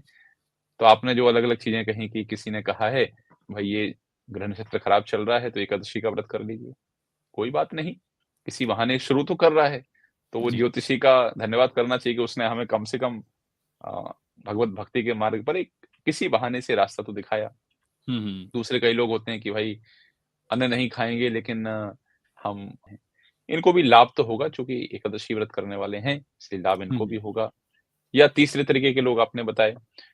तो ये अलग-अलग कैटेगरी है, हुँ, हुँ। और जो जिस तरीके से पालन करेगा, उस तरीके से उसको लाभ होगा। तीसरी आपने एक जो बात बताई कि अन्न नहीं खाएँगे, लेकिन मावा पड़ के ज़रूर खाएँगे। तो ये सर गलत है। वो हुँ, बस हुँ। यूँ हो गया कि भाई आज अन्न तो नहीं खाएँगे, प्रभु जी हुँ, हुँ। एकादशी है, लेकिन शाम को 2 पैग अपने चलेंगे, 2 पैग तो लगाने पड़े। उसमें कौन-सा अन्न-वन्न होता नहीं है, उसमें तो जी। वो अंगूर-वंगूर का रस होता है, तो उसमें कहाँ अन्न होता है। ये हुँ, सब नहीं हुँ। चलेगा। ये तो गड़बड़ काम है। तो इसलिए इसलिए पता है कि जैसे एक हमारे मित्र थे, मावा बराबर चलता था उनका, ये भी हुँ, हुँ। चलता था। लेकिन कहीं किसी मंदिर में गए थे, तो उन्होंने उन्होंने कहा कि भाई लहसुन प्याज नहीं खाएँगे। तो कहीं नाते रिश्तेदारी में जाते थे तो लहसुन प्याज नहीं खाते थे, और बाकी मावा पड़की और पीने का काम बराबर चलता था। तो मैं कहा भाई क्या लाभ तुम्हारे ऐसे लहसुन प्याज ना खाने का? हैं, हुँ, इतना हुँ। बड़ा पापाचार कर रहे हो। ऐसे एक दूसरा व्यक्ति हमारे मित्र बता रहे थे, बोलते प्रभु जी एक व्यक्ति आया और बोलता है, "ए भाई ज़रा बिना लहसुन प्याज का एक अंडा करी बनाना।" अरे ओह! हमारी तो बुद्धि घूम गई, बिना लहसुन प्याज का अंडा करी बनाना। इसको शास्त्र की भाषा में नियम आग्रह कहा जाता है। 2 शब्द आते हैं, नियम आग्रह और हुँ, हुँ। नियम आग्रह। मैं श्रोताओं को बताना चाहूँगा कि किसी भी कार्य का निर्धारण इस बात से होता है कि लक्ष्य क्या है? हुँ, हुँ। आप कौन-सा प्रोफ़ेशन चूज़ करेंगे, आपके लक्ष्य क्या है, इस बात पर निर्भर करता है। हुँ, आप हुँ। एक्सरसाइज़ करेंगे या नहीं करेंगे? एक्सरसाइज़ करेंगे भी तो कौन-सी करेंगे? भाई कमर में दर्द है दूसरा योगासन करेंगे, हार्ट की समस्या दूसरा योगासन करेंगे, ऑब्जेक्टिव क्या हुँ, है? हुँ। ऐसे ही जो लोग एकादशी करना चाहते हैं, करते हैं, करने का प्रयास करते हैं, एक बात, शुद्ध लक्ष्य जो एकादशी का है, वो हुँ, भगवान को हुँ। प्रसन्न करना, और भगवान को प्रसन्न करने के लिए अच्छा है कि जैसा भगवान ने आदेश दिया है, उसी के अनुसार हम एकादशी पालन करें। इसलिए मावा पड़ की आप खाते होंगे, लेकिन कम से कम एकादशी को नहीं खाना है। आप जी। हो सकता है रोज़ हरे कृष्ण महामंत्र ना करते हों, कम से कम एकादशी के दिन हरे कृष्ण महामंत्र ज़रूर कीजिए। हो सकता है आप रोज़ चाय पीते हों, एकादशी के दिन आपको चाय नहीं पीनी है। और ऐसा नहीं है कि आपने जो कहा, एक आता है एक एकादशी में क्या-क्या चीज़ें निषिद्ध हैं, उसके हुँ, विषय हुँ। में आता है। ऐसा नहीं कोई मैं मन से कह रहा हूँ। हुँ, ये हुँ। पद्म पुराण का ही श्लोक है, ध्रुतं क्रीडा तथा निद्रा ताम्बूलम दंतधावनम परापवादम पैशून्यम तेयम हिंसा तथा रतिम क्रोधम चापतिथम वाक्यम एकादश्याम विवर्जयेत। ये एकादशी के दिन वर्जित है। हुँ, क्या हुँ। करना है वो तो है ही, क्या-क्या वर्जित है? बोले जुआ न खेलें, कोई दूसरी क्रीड़ा इत्यादि न करें, बहुत सोना नहीं है, हुँ, पान हुँ। नहीं खाना है, दातून इत्यादि जो है वो भी नहीं करनी होती है, हुँ, हुँ। दूसरों की निंदा नहीं करनी, चुगली, चोरी, ये सब सूक्ष्म है। चुगली करना, चोरी करना, ये सूक्ष्म है। हुँ, हुँ। सूक्ष्म नहीं करना है, ये कहता कि स्थूल तो करना ही नहीं है। हुँ, हुँ, हुँ। और जैसे कोई कहे कि उसको ₹5 भी नहीं देने हैं, मतलब हुँ, हुँ। ₹100 तो देने ही नहीं है। 5 भी नहीं देने। 5 भी नहीं, मतलब 100 भी नहीं देने हैं। तो इसी जी। तरीके से यदि हिंसा नहीं चुगली नहीं करनी, निंदा नहीं करनी, क्रोध नहीं करना, व्यर्थ के वाक्य नहीं बोलने, अर्थात जो बड़े-बड़े घनघोर पाप हैं, वो तो करना ही नहीं है। तो इस हुँ, हुँ, प्रकार हुँ। से ये सब नियम है कि एकादशी के दिन ये सारे कार्य नहीं करना चाहिए। इसलिए सारे दर्शकों से निवेदन है, सारे श्रोताओं से निवेदन है कि कम से कम एकादशी के दिन ये जो आपने बताई हैं 3 खिलाड़ी हुँ, और हुँ। चौथा मैंने बताया चाय वाला, ये कम से कम कार्य ना करें और अच्छे से तरीके से, सबसे श्रेष्ठ तरीके से एकादशी करने का प्रयास करें। जी। सो प्रभु जी आपने आज बहुत अच्छे से हमें एक्सप्लेन किया हर एक चीज़ के बारे में। अब ज़रा हम बात कर लें जैसा कि आज का हमारा विषय भी यही है कि निर्जला एकादशी कैसे करें और हमें क्या करना चाहिए? सो सबसे पहले मैं यही जानना चाहता हूँ कि निर्जला एकादशी क्या है? वैसे जैसे साल में 23 एकादशी अलग प्रकार से मनाई जाती हैं। ये निर्जला एकादशी में जल को ना पीने के पीछे का रीज़न क्या जल ही जीवन है। है? जी। आप जल को छीन रहे हैं। निर्जला एकादशी में आप लोगों का जीवन छीन रहे हैं। अलग-अलग एकादशी होती हैं। अलग-अलग एकादशियों के अलग-अलग नाम होते हैं। जी। एकादशी तो एक तिथि है, लेकिन जैसे अलग-अलग एकादशी कैसे आती हैं, हुँ, तो हुँ। विशेष-विशेष नक्षत्रों का जब एकादशी के दिन योग होता है, उनसे मिलाप होता है, एकादशी तिथि के दिन जिस नक्षत्र का होता है, उसको उस विशेष एकादशी के नाम से जाना जाता है। हमने सुना है जया एकादशी होती है, विजया एकादशी होती है, पापनाशनी एकादशी इत्यादि-इत्यादि होते हैं, तो उसके अनुसार ही एकादशी को जाना जाता है। हुँ, हुँ। निर्जला एकादशी नाम से स्पष्ट है, ऐसी एकादशी जिसमें निर्जल जो करना चाहिए। इसके विषय में कथा आती है, सारे पांडव तो तपस्वी थे और एकादशी के दिन आहार इत्यादि नहीं लिया करते थे। तो भगवान इस जो ये ज्येष्ठ मास चल रहा है, इसमें 2 एकादशी आती है। हुँ, हुँ। एक शुक्ल पक्ष की, एक कृष्ण पक्ष की एकादशी आती है। तो जो शुक्ल कृष्ण पक्ष की एकादशी, उसकी महिमा तो भगवान बताते हैं। शुक्ल पक्ष की महिमा के बारे में बोलते हैं व्यासदेव बताएँगे इसकी महिमा। हुँ, तो हुँ। व्यासदेव कहते हैं भाई देखो एकादशी पालन करना चाहिए, सब महिमा सुनाते हैं। और महिमा सुनाने के पश्चात जैसे बहुत सारी चीज़ें बताते हैं कि एकादशी के दिन ये करना, भोजन नहीं करना चाहिए, ये नहीं करना चाहिए, वो करना चाहिए, कब से कब तक एकादशी करना चाहिए, इत्यादि-इत्यादि। हुँ, हुँ, हुँ।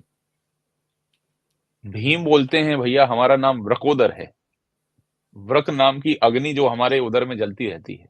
हमसे भूखा नहीं रहा जाता है। और हुँ, ये हुँ। देखना हमारे श्रोताओं में से कई भीम होंगे या उनके संबंधी कोई भीम होंगे जो बोलेंगे देखो सब कुछ करवा लो। ये व्रत की बात हमसे मत किया करो प्रभु जी, हमसे भूखा नहीं रहा जाता है। तो प्रभु जी, भीम ने उनमें भी कहा से मैं प्रभु भी एक हूँ। मैं भी ये कहना चाहूँ मेरे से भी ये होता है कि नहीं खाया मैं रह नहीं पाऊँगा बिना खाए-पिए। हाँ, मैं भी ये भी बताने वाला हूँ कि निर्जला एकादशी के दिन क्या कॉन्शियसनेस बना करके, किस डिटर्मिनेशन के साथ में एकादशी करनी चाहिए। जी। तो भीम ने कहा प्रभु अपने वश की बात तो नहीं है ये। तो व्यासदेव जी ने फिर जो है उनको समाधान दिया भीम को कि ठीक है तुम्हारे बस की बात दूसरी तो नहीं है, दूसरी एकादशी तुम नहीं कर सकते, लेकिन ये एकादशी करने का तुम्हारे पास अवसर है। तो व्यासदेव जी कहते हैं ये कि संवत्सरस्य या मध्ये एकादश्यो भवन्ति हि तासां फलम अवाप्नोति पुत्र मे नात्र संशयः।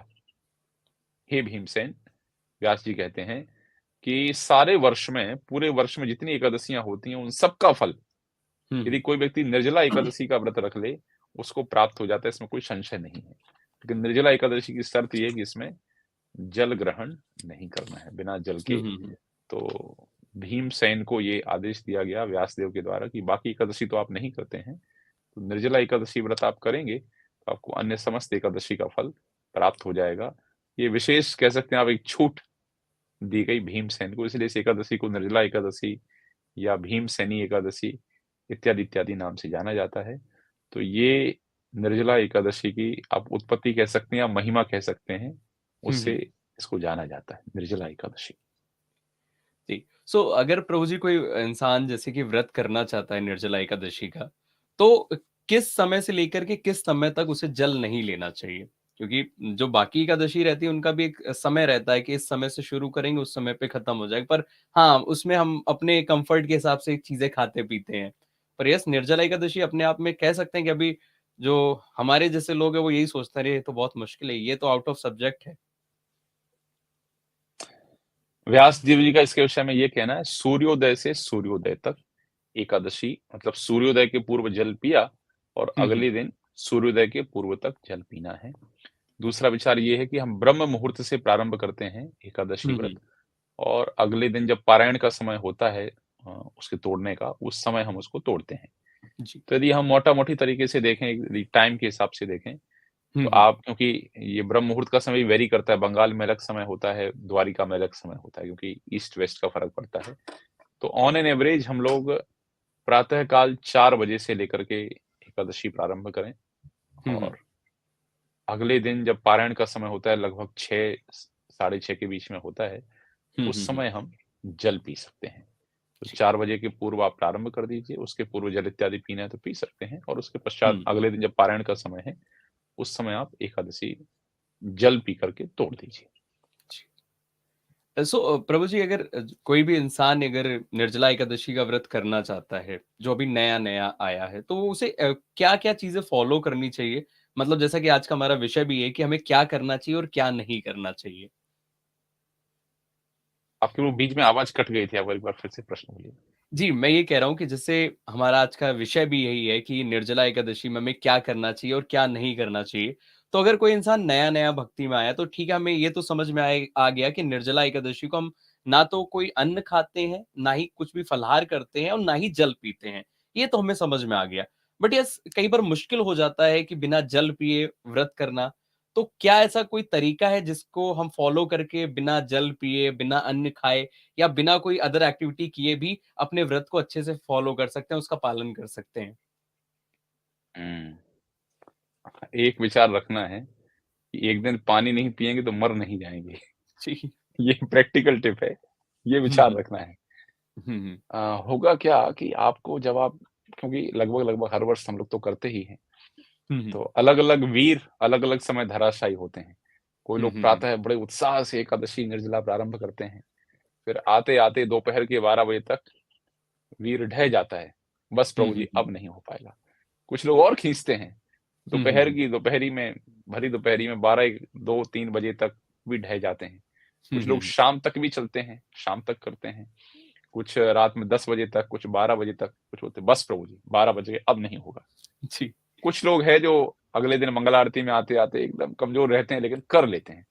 तो एक विचार ये रखिए कि एक दिन पानी नहीं पिएँगे तो मर नहीं जाएँगे। ये विचार कर लेंगे तो कुछ नहीं होगा। हुँ। ये एक एक बात विचार रखनी। दूसरी देखिए, भक्ति में, साधना में, we are not not the achievers, we are the receivers. हम यहाँ भगवान की कृपा प्राप्त करने के लिए हैं। उनकी अनुकंपा हमारे ऊपर हो, ये हमारा प्रयास होना चाहिए। तो एकादशी हमें अपने, कहते हैं ना, मैं तो एकादशी कर ही लूँगा भाई, उस विचार से नहीं करना है। हम यहाँ एक प्रार्थनात्मक तरीके से, प्रेफुल हुँ, हार्ट के हुँ। साथ में, प्रेफुल माइंड के साथ में, प्रभु हमारी तो योग्यता नहीं है, हुँ, हमारी हुँ। क्षमता नहीं है।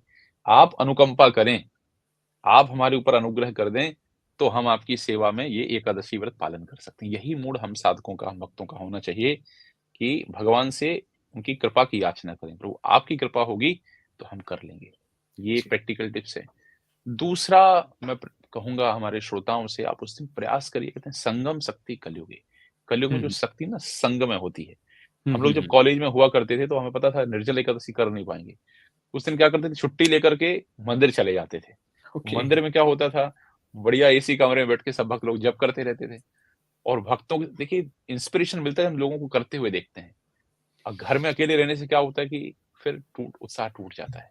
जी। तो जब हम भक्तों के साथ में रहते हैं, तो हुँ, भक्तों के हुँ। साथ में रह करके हमें उत्साह बना रहता है कि नहीं हमें एकादशी करनी है। हुँ, इंस्पिरेशन हुँ। हमारा बना रहता है। वो हमें करने का प्रयास करना चाहिए।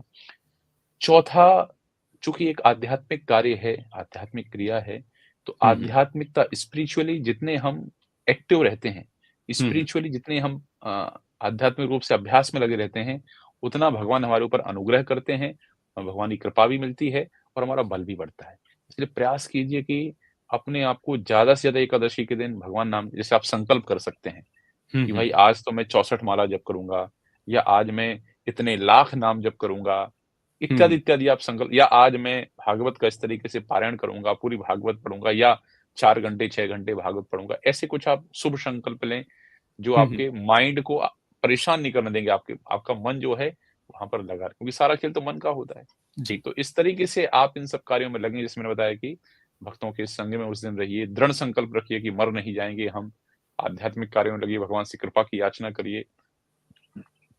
आध्यात्मिक बल के प्रभाव से हम उसको कर लेंगे। तो ये कुछ प्रैक्टिकल टिप्स हैं जो हमें सहयोग करते हैं। मन को अपने ऊपर हावी नहीं होने देना है बस। जी। तो तो फिर हम हम लोग अपने एकादशी मन निर्जला को कर अगर सकते हैं। सँभाल के रखेंगे तो फिर अच्छे से व्रत कर लेंगे और जो भी बिल्कुल। प्रभु जी ने नियम बताए वो अगर फ़ॉलो करेंगे तो अच्छे से हो जाएगा। प्रभु जी एक सवाल हमेशा आजकल हमारी सोसाइटी में उठता है कि इस्कॉन वाले अपनी चलाते हैं। हाँ। आप समझ गए होंगे मेरे सवाल से कि मैं क्या पूछना चाह रहा हूँ आपसे कि बाकी लोग एकादशी बनाते हैं, जैसे कि अभी निर्जला एकादशी में भी होने वाला है कि बाकी लोग 17 को एकादशी मना रहे हैं, पर ये इस्कॉन वाले अपनी चला रहे हैं, ये लोग 18 को मनाने वाले हैं। ये लोग अलग ही चलते हैं। तो इसके पीछे का क्या रीज़न है कि हम द्वादशी को एकादशी क्यों मनाते हैं? इसके पीछे भी कोई कथा है या हुँ। इसका पीछे भी कोई रीज़न है? आजकल सभी अलग-अलग चलना चाहते हैं, हम भी अलग चलते हैं। जी। हम ना ऐसा नहीं है कि इस्कॉन वाले कोई अलग चलते हैं।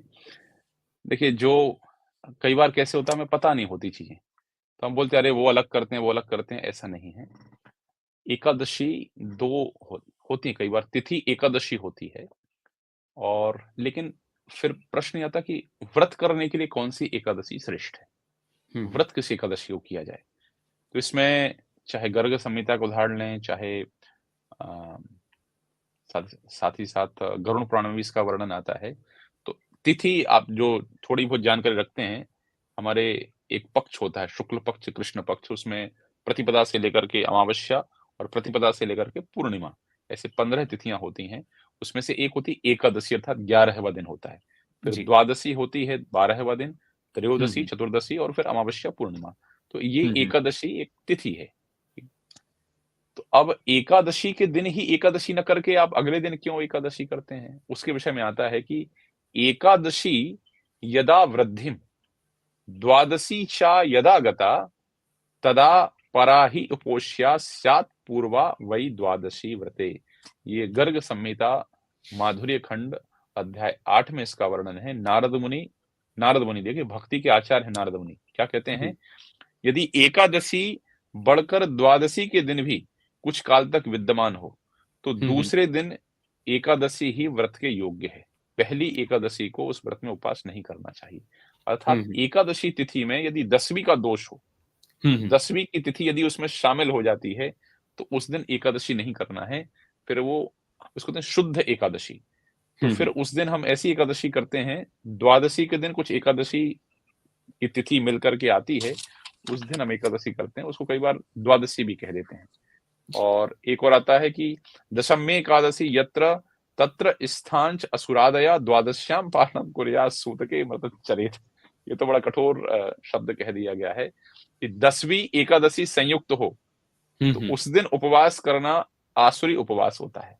ओके। जिस दिन एकादशी में 10वीं का दोष हो रहा हो उस दिन आसुरी उपवास होता है। हम्म 10वीं युक्त एकादशी पर व्रत कदापि न करें।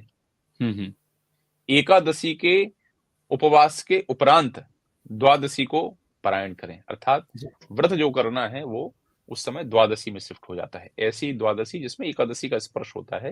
हम्म तो इसलिए मैं हमारे श्रोताओं को कहना चाहूंगा, जब भी आपको 2 एकादशी दिखें कैलेंडर में, तब आपको हमेशा दूसरी वाली एकादशी करनी है, बस। कोई जी। ज्यादा उसमें कोई आपको कंफ्यूजन वाली बात ही नहीं। 2 एकादशी दिखें, दूसरी एकादशी करनी है। और कारण क्या है? दूसरी एकादशी में 10वीं का दोष नहीं है, और हम्म एकादशी वही उपयुक्त है जिसमें 10वीं का दोष नहीं है। ऐसी एकादशी ही व्रत करने के लिए श्रेष्ठ बताई गई। तो कोई इस्कॉन वालों का कोई नियम नहीं है, समस्त हम्म वैष्णवों के लिए शास्त्रों का यही निर्देश है, सबके लिए निर्देश है। जी। प्रभु जी, आपने बहुत अच्छे से एक्सप्लेन कर दिया इसके पीछे का रीजन। तो अगर आप लोगों के मन में भी सवाल उठता है कि कौन सी एकादशी करना जरूरी है, तो अब आप लोग समझ गए होंगे। तो आप लोग 18 को एकादशी का व्रत करिएगा। प्रभु जी, बहुत सारे लोग ये भी सवाल पूछते हैं कि उनके मन में ये भी आता है कि हमारे घर में सूतक लग गया है, हमारे घर में बच्चे का जन्म हो गया है, किसी की मृत्यु हो गई है, तो क्या अब हम इस समय एकादशी का व्रत कर सकते हैं? क्या उपवास किया जा सकता है? क्योंकि इस समय पे स्पेशली कहा जाता है कि घर में कोई भी पूजन कार्य नहीं होगा, कोई भी शुभ काम नहीं होगा। हम्म बिल्कुल, ये काफी भक्तों के मन में ये संशय होता है कि सूतक यदि लगता है तो क्या कर सकते हैं? निश्चित रूप से सूतक लग भी जाए तो शास्त्र की मर्यादा के अनुसार उस दिन आपको एकादशी के दिन अन्न ग्रहण नहीं करना है। आपको एकादशी व्रत करना है चाहे सूतक लगा रहे। तो सूतक के समय एकादशी करना कर सकते हैं, बिल्कुल सूतक के समय एकादशी कर सकते हैं, कोई दोष नहीं है इसमें शास्त्र के नियम के अनुसार। जी, तो बिल्कुल आप लोग भी अगर एकादशी करना चाहते हैं तो आराम से एकादशी का व्रत करिए, सूतक काल में भी किया जा सकता है। प्रभु जी, एक चीज़ मैं हमेशा सोचता हूँ कि जब भी हम एकादशी व्रत के बारे में चर्चा करते हैं, तो बहुत सारे लोग ये ज़रूर कहते हैं कि एकादशी व्रत करना ज़रूरी हम मानते हैं, सब कुछ सही है। पर एकादशी के व्रत में समय का इतना ज़्यादा क्यों खेल है? कि बाकी व्रतों में रहता है कि हमने सुबह शुरू कर दिया और रात तक हमारा व्रत ठीक है, खत्म हो जाता है। उसके दूसरे दिन से हम अपना कोई और काम शुरू कर देते हैं। पर एकादशी के व्रत में मैं हमेशा देखता हूँ कि समय का बड़ा रहता है कि सुबह इतने बजे शुरू कर दिया, तो नेक्स्ट मॉर्निंग में इतने से इतने के बीच में हमें उस व्रत को उसका पारण करना है। अब मान लीजिए किसी इंसान ने कोई ऑलरेडी एक व्रत किया हो, जैसे बहुत सारे लोग हैं जो कहते हैं कि हम सोमवार का व्रत करते हैं या हम मंगलवार का व्रत करते हैं। तो अगर मंगलवार या सोमवार का व्रत कर लिया, उसके बाद में निर्जला एकादशी आ गई, तो अब वो पारण किस तरीके से किया जाएगा पहले वाले व्रत का और दूसरे वाले की शुरुआत कैसे करेंगे? वो भी समय को फॉलो करते हुए। ये आपने बहुत अच्छा प्रश्न पूछा है, क्योंकि बहुत प्रैक्टिकल क्वेश्चन है। कई बार होता है, विशेष रूप से माताओं का ये प्रश्न होता है, क्योंकि वो बहुत फास्टिंग करते हैं। सोमवार, मंगलवार, बुधवार, गुरुवार। तो अ, कभी-कभी ऐसे होता है कि एक फास्ट हम कर ही रहे होते हैं जी। और फिर अगले दिन एकादशी आ जाती है, तो फिर कैसे करें? इसको 2 तरीके से समझ सकते हैं। पहला ये कि दोनों में यदि हम देखें तो एकादशी व्रत महत्वपूर्ण है, तो हमें एकादशी व्रत को अच्छे से पालन करने का प्रयास करना चाहिए, ये चीज़ है। दूसरा, कभी-कभी ऐसा यदि होता है कि कोई फास्ट हमने किया और फिर अगले दिन एकादशी है, तो यदि वो व्रत तोड़ने की कुछ पद्धति होती है, तो फिर उसमें थोड़ा-सा अन्न लेकर के आप व्रत तोड़ दीजिए, एकादशी प्रारंभ होने के पहले, और फिर जी। एकादशी आपको बिना अन्न के कंटिन्यू करनी है। हम्म क्योंकि अन्न के विषय में विशेष रूप से एकादशी में ही अन्न की महिमा है, कि अन्न नहीं खाना है। हम्म बाकी व्रतों में दूसरे-दूसरे विधान होते हैं, ऐसे कई व्रत ऐसे होते हैं कि सुबह से हम फास्टिंग रखते हैं, शाम को भोजन कर लेते हैं। जी। इसको कहा जाता है एक बार अन्न खा करके व्रत करना, या कभी ऐसे बहुत सारे नियम होते हैं, या उनमें हम्म ऐसा कोई हार्डकोर रूल नहीं होता कि आपको अन्न खा करके ही व्रत तोड़ना है, ऐसा भी हार्डकोर कोई रूल नहीं होता है। हम्म। तो एकादशी में लेकिन ये विशेष रूप से कि अन्न खा करके ही व्रत तोड़ना है और व्रत में अन्न नहीं खाना है। और जो आपने कहा कि समय की गणना, तो ये तो इस व्रत के महत्व को बताती है कि कितना परफेक्ट कैलकुलेशन करके रखा है कि भाई इस समय से इस समय के बीच में ही आपको पारायण करना है। तो ये हम्म बताता है कि कितना परफेक्ट कैलकुलेशन इसमें करके रखा गया है। ज्योतिष की गणना के हम्म अनुसार ही है, काल की गणना के अनुसार है कि इस तिथि को पूर्ण रूप से इसका लाभ लेने के लिए इसके बीच में आप फास्ट ब्रेक कीजिए। तो आपको पूरा लाभ उसको मिलेगा। तो इसको मैं कहता हूँ कि दिस इज़ गाइडलाइन, ये एक ऐसी गाइडलाइन है, जो आपको एकादशी को परफेक्ट तरीके से फ़ॉलो करने में सहयोग करती है। जी। इसको दूसरा जो देखने का तरीका है, कि कैसे सबसे अच्छे तरीके से हम ये व्रत का पालन कर सकते हैं। ये पता हमें चलता है इस तरीके से। ये जो पारण का जो समय होता है, हुँ, हुँ। तो इस तरीके से ही मैंने जो बताया कि आप एकादशी को फर्स्ट प्रायोरिटी में रखें, सबसे पहले महत्व दें। ऐसे उपवास जहाँ पर अन्न खाने से व्रत नहीं टूटता है, दूसरे तरीके से उस व्रत को तोड़ सकते हैं। उसके बाद एकादशी हुँ, को हुँ। कंटिन्यू कीजिए और इस तरीके से हम एकादशी व्रत कर सकते हैं। जी। तो प्रभु जी अगर मान लीजिए हम जैसे कि ट्रैवलिंग भी हमारी होती रहती है और हम तो देखते हैं कि भक्तों को तो और ज़्यादा ट्रैवलिंग करना होता है। आपको भी जैसे प्रचार काम के लिए या किसी और हुँ। एक्टिविटी के लिए बाहर जाना ही पड़ जाता है।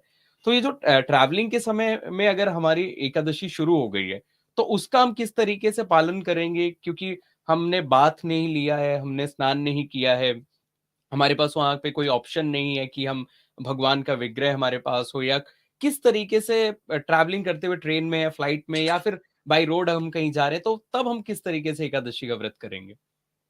वैसे तो श्री भक्तिविनोद ठाकुर जी कहते हैं कि एकादशी व्रत को हम प्लान करें अच्छे तरीके से, हुँ, कि हुँ। कम से कम वो हम प्लान कर ही सकते हैं। जैसे कभी शादी होती है, बस थोड़ी हम शादी के दिन कहीं गायब हो जाते हैं, नहीं हम करते हैं, जी। प्लान करते हैं। कोई इंपॉर्टेंट गेस्ट हमारे घर में आते हैं, हम प्लान करते हैं, तो ये तो हमारी हुँ, प्रायोरिटीज़ के ऊपर है। हुँ, तो हुँ, हुँ, अच्छा है कि एकादशी जब है हम प्लान करें उस दिन की, ज़्यादा कुछ भाग-दौड़ ना हो, प्रॉपर शेड्यूल हम फ़ॉलो कर सकें। हुँ, फिर भी हुँ, इमरजेंसीज़ कई बार हो ही जाती हैं, आपातकाल हो जाते हैं। तो हुँ, हुँ, ऐसे समय यदि स्नान नहीं कर पा रहे हैं, कुछ नहीं कर पा रहे हैं, कोई बात नहीं। जब अनुकूल हो तब स्नान कर लीजिए। लेकिन एक चीज़ का विशेष ध्यान रखिए कि जो फास्टिंग है वो आपको करनी है, और दूसरा हुँ, हुँ, भगवान का नाम जप। ट्रेन में हुँ, आप हुँ, बैठे हुए, फ्लाइट में बैठे हुए हैं, कार में बैठे हुए हैं, खूब खूब सारा हमारे पास समय होता है। तो हरे कृष्ण महामंत्र जो है, हरे कृष्ण, कृष्ण कृष्ण हरे हरे, हरे राम, राम राम हरे हरे। इस महामंत्र का जप आपको जो है, ज़्यादा से ज़्यादा उसको करने का प्रयास करना है। तो ऐसे जो इमरजेंसी की स्टेज होती है, आपातकाल होता है, उसमें ये नियम हम पालन कर सकते हैं। ओके। सो हम लोगों को भी इस तरीके से पालन करना चाहिए अगर आपका एकादशी आने वाली है, जैसे कि अभी 18th को एकादशी है, तो आप ये बिल्कुल प्रयास करिए कि आप जितना हो सके घर पे रहें, मंदिर में रहें और आराम से एकादशी का व्रत करें। प्रभु जी, हम अभी अपने व्यूअर्स के सवालों की तरफ चलेंगे, पर उससे पहले एक सवाल और मैं आपसे पूछना चाहता हूँ कि अब मैं शॉर्ट में चाहूँगा क्योंकि बहुत सारी चीज़ें हमने चर्चा करी हैं, बहुत सारे कह सकते हैं सवाल मैंने आपसे पूछे, बट फिर भी एक सवाल हमेशा मन में ये भी उठता है कि जब भी हम एकादशी व्रत को बारे में बात करते हैं, तो एक चीज़ मैं ये देखता हूँ कि बहुत सारे लोग जैसा कि जो भी अदर किसी कह सकते हैं अ, भक्ति के किसी और मार्ग पे हैं या किसी और संप्रदाय को फॉलो कर रहे हैं, तो मैं देखता हूँ कि एकादशी के व्रत को लोग कई बार 1 साल का या एक कहते हैं कि हम अपनी किसी मनौती को पूरा कराने के लिए कर रहे हैं कि भई मैं 1 साल एकादशी का व्रत करूँगा या 2 साल एकादशी का व्रत करूँगा और एकादशी का व्रत खत्म होने के बाद उसका पारण करने के बाद में वो जो भी उनकी कह सकते हैं जो भी डिज़ायर थी, जिस डिज़ायर के लिए उन्होंने व्रत किया है, उसके बाद वो दान दे करके अपना व्रत को वहीं पे छोड़ देते हैं और फिर वापस से जैसे ही उनको एकादशी के बारे में याद नहीं रहता है, कई बार वो भूल जाते हैं कि आज एकादशी जैसे मेरी माताजी का मैं एग्ज़ाम्पल देना चाहूँगा कि वो हर बार एकादशी को भूल जाती हैं और जब मैं बताता हूँ कि आज एकादशी है तो कहती हैं, "अरे! तुम्हें मुझे पहले बताना चाहिए था।" तो अगर किसी इंसान ने एक बार ऑलरेडी एकादशी का व्रत करना शुरू कर दिया है और फिर उसने बीच में छोड़ दिया, तो क्या इसमें भी पाप लगता है या फिर वो दोबारा शुरू कर सकता है? देखिए, जहाँ तक शुरू करने की बात है, ये तो अवसर हमेशा है कि आप कभी भी शुरू कर सकते हैं। और आपने जो कहा कि कई बार कुछ विशेष फल की प्राप्ति हेतु कोई लोग करते हुँ। हैं। जैसे थोड़ी देर पहले आपने बताया, ज्योतिषी कई बार इस तरीके से कहते हैं कि ये करना है आपको, हुँ, तो हुँ, आपको हुँ। ये फल प्राप्त हो जाएगा। मैंने शुरू में बताया था कि एक तो हमारे शरीर के स्तर पर व्रत हम करते हैं, दूसरा मैंने बताया था कि मन के परिपक्वता के लिए, तीसरा था धर्म के स्तर पर, और हुँ, चौथा हुँ, बताया हुँ। था भक्ति के स्तर पर। तो हुँ, हुँ। तीसरा स्तर है धर्म वाला, हुँ, हुँ। उसमें कर्मकांड के हिसाब से हर एकादशी का एक विशेष महत्व बताया गया है। ये पाप हुँ, मोचनी हुँ। है, ये पुत्रदा है, ये जया है, ये विजया है, इत्यादि, इत्यादि उनका महत्व बताया गया है। हुँ, इस हुँ, हुँ। प्रकार के जो लोग होते हैं जिनकी कर्मकांड में विशेष रुचि है, हुँ, हुँ। और जो किसी फल को भोग करना चाहते हैं, कोई काम सिद्ध करना चाहते हैं, वो लोग इस प्रकार से एकादशी के व्रत को करते हैं। जब तक व्रत किया है, तब तक उनको उसका लाभ मिलेगा, और हुँ, जब हुँ। व्रत छोड़ दिया, तो फिर उसके जो कॉन्सिक्वेंसेस होते हैं एकादशी के दिन अन्न खाने के जो परिणाम होते हैं, वो तो हम्म। उठाने ही पड़ते हैं। तो देखिए मैं यदि कहता हूँ कि यदि फलां-फलां ये गोल एक एक ये कीटनाशक है और इस कीटनाशक को कोई इंसान पी लेगा और कीटनाशक को पिएगा तो उसकी मृत्यु हो सकती है और बहुत बीमार हो सकता है। अब ये जो गाइडलाइन है, ये हिंदू पी लेगा तो उसको भी कीटनाशक नुकसान करेगा। मुसलमान के लिए उतना ही नुकसान करेगा, ऐसा नहीं होगा नहीं, मुस्लिम कीटनाशक पिएगा तो उसको कुछ नहीं होगा। जी। क्रिश्चियंस के ऊपर भी काम करेगा, अमेरिकन के ऊपर भी काम करेगा, कनेडियन के ऊपर भी काम करेगा। हम्म। तो अब आपने कहा कि ऐसे कुछ लोग हैं जिनके इष्ट दूसरे शिव जी इष्ट हैं आपने कहा। तो हम्म। शिव जी के बारे में तो मैंने पहले ही 2 श्लोकों में बता दिया कि शिव जी क्या कहते हैं कि मेरे नाम से बेटा तुम एकादशी नहीं करोगे तो बड़े अपराधी हो, तुम तो हमारे प्रति अपराध कर रहे हो। हम्म। तो अब कोई भगवान शिव के उपासक हों, देवी दुर्गा के उपासक हों या जो भी उनका उपासना मार्ग हो, उससे हम्म। फ़र्क नहीं पड़ता है। लेकिन जो शास्त्र का वचन है कि एकादशी के दिन कलिकाल में अन्न में पाप का निवास है और अन्न खाने से व्यक्ति पाप करेगा, तो वो तो परिणाम आएगा ही आएगा, उसमें कोई संशय नहीं है। इष्ट हम्म। हमारे कोई भी हों, तो दैट इज़ अ साइंस, वो पूरा एक विज्ञान है। तो उस दिन यदि आप एकादशी के दिन अन्न खाएँगे, तो you should be ready for the consequences जो पाप है, वो आपको हमें या जो हमारी चेतना के ऊपर उसका दुष्प्रभाव है, वो तो पड़ता ही पड़ता है। तो इससे कोई फ़र्क नहीं पड़ता कि आपके इष्ट कौन हैं, बल्कि हम्म। एकादशी तो सार्वभौमिक रूप से सबको करनी ही चाहिए। जी। प्रभु जी, इसी पे एक छोटा सा और मैं एक चीज आपसे पूछना चाहूंगा कि जैसे कई बार क्या होता है ना कि किसी इंसान ने कोई अच्छा काम कर दिया है और उसके बाद वो फिर गलत कामों में लग जाए तो उसे सजा मिलेगी ही मिलेगी। ये सिद्ध है, चाहे उसने कितने भी अच्छे काम क्यों ना किए हो। तो जैसे कि एक इंसान एकादशी का व्रत कर रहा था और उसने बहुत अच्छे से एकादशी किया, अब किसी एकादशी में जो भी अब उसने व्रत छोड़ दिया कि अब मेरा हो गया, जितने दिन मुझे करना था कर लिया। अब एकादशी का व्रत आ गया, जैसे आपने बताया कि वो अन्न खा रहा है और इसी के साथ में अगर वो कोई और भी गलत काम करे, तो क्या उसे एकादशी के दिन, जिस दिन वो व्रत करता था, जिस दिन वो उस नियमों का पालन कर रहा था, पर अब उसने उसे छोड़ दिया, तो क्या उसके पाप भी बहुत भयंकर हो सकते हैं? जो भी उसको सज़ा मिलेगी उसके लिए, पनिशमेंट जो मिलेगी बेसिकली। पनिशमेंट तो जो डिसाइड करी गई है, वो तो मिलेगी ही मिलेगी। जैसे मैंने भले कितना ही दान किया हो, लेकिन यदि मैंने एक मर्डर कर दिया है, तो हुँ, पुलिस हुँ। ये थोड़ी बोलेगी कि भाई इसने इतना लाख दान किया है, तो इसको हम जेल में नहीं डालेंगे, जेल में तो डालेगी ही डालेगी। जी। तो जो हमने अच्छा काम किया है, उसका हमें रिवार्ड मिलेगा, उसका इनाम मिलेगा और हुँ, जो हुँ। गड़बड़ हम कर रहे हैं, उसका हमें पनिशमेंट मिलेगा। तो जी। उसमें कोई डाउट नहीं है कि पनिशमेंट नहीं मिलेगा। लेकिन एक चीज़ यहाँ पर ध्यान देने वाली बात ये है कि जिनने कोई भी ऐसे अच्छे कार्य किए हैं, तो एक हुँ, हुँ। स्वीकृति उनको प्राप्त होती है और संभावना बहुत बढ़ जाती है कि ऐसे लोग निश्चित रूप से आगे और अच्छे से इस मार्ग में बढ़ेंगे, प्रयास हुँ, हुँ। करेंगे। ये एक एक आशा बंध जाती है, बस ऐसे कह सकते हैं। लेकिन गड़बड़ी करेंगे हुँ, तो हुँ। छोड़ेंगे तो नहीं, प्रकृति के नियम तो छोड़ेंगे नहीं। जी, प्रकृति के जी। नियम तो काम कर ही रहे हैं, हुँ, तो हुँ। हमें उसके लिए दंड दिया ही जाएगा। जो भी तरीके से हो इस जीवन में, अगले जीवन में या किसी लोक में, जहाँ भी है, लेकिन दंडित हुँ, तो हुँ। किया ही जाएगा, उसमें कोई डाउट नहीं। चलिए, अब हम लोग सवालों की तरफ बढ़ते हैं और आज हमें बहुत कह सकते हैं कि बहुत स्पेशल मौका मिला है कि भगवान के ऐसे भक्त से हम बात कर पा रहे हैं, जो हम इतना अच्छे से हमें एकादशी व्रत की महिमा के बारे में बता रहे हैं।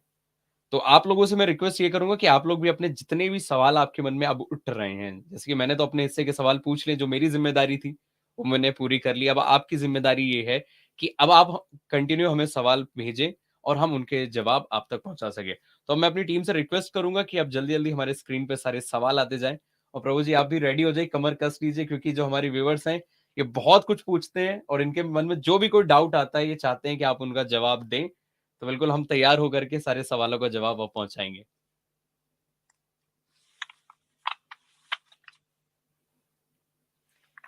एबीसी, हरे कृष्णा प्रभु जी, हम 2 बार निर्जला एकादशी करने का प्रयास किया, लेकिन इवनिंग के बाद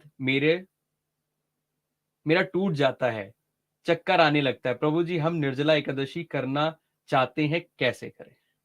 हुँ। देखिए, मैं एक एक प्रैक्टिकल एस्पेक्ट आपको बताना चाहूँगा, कुछ प्रैक्टिकल कंसिडरेशन हैं।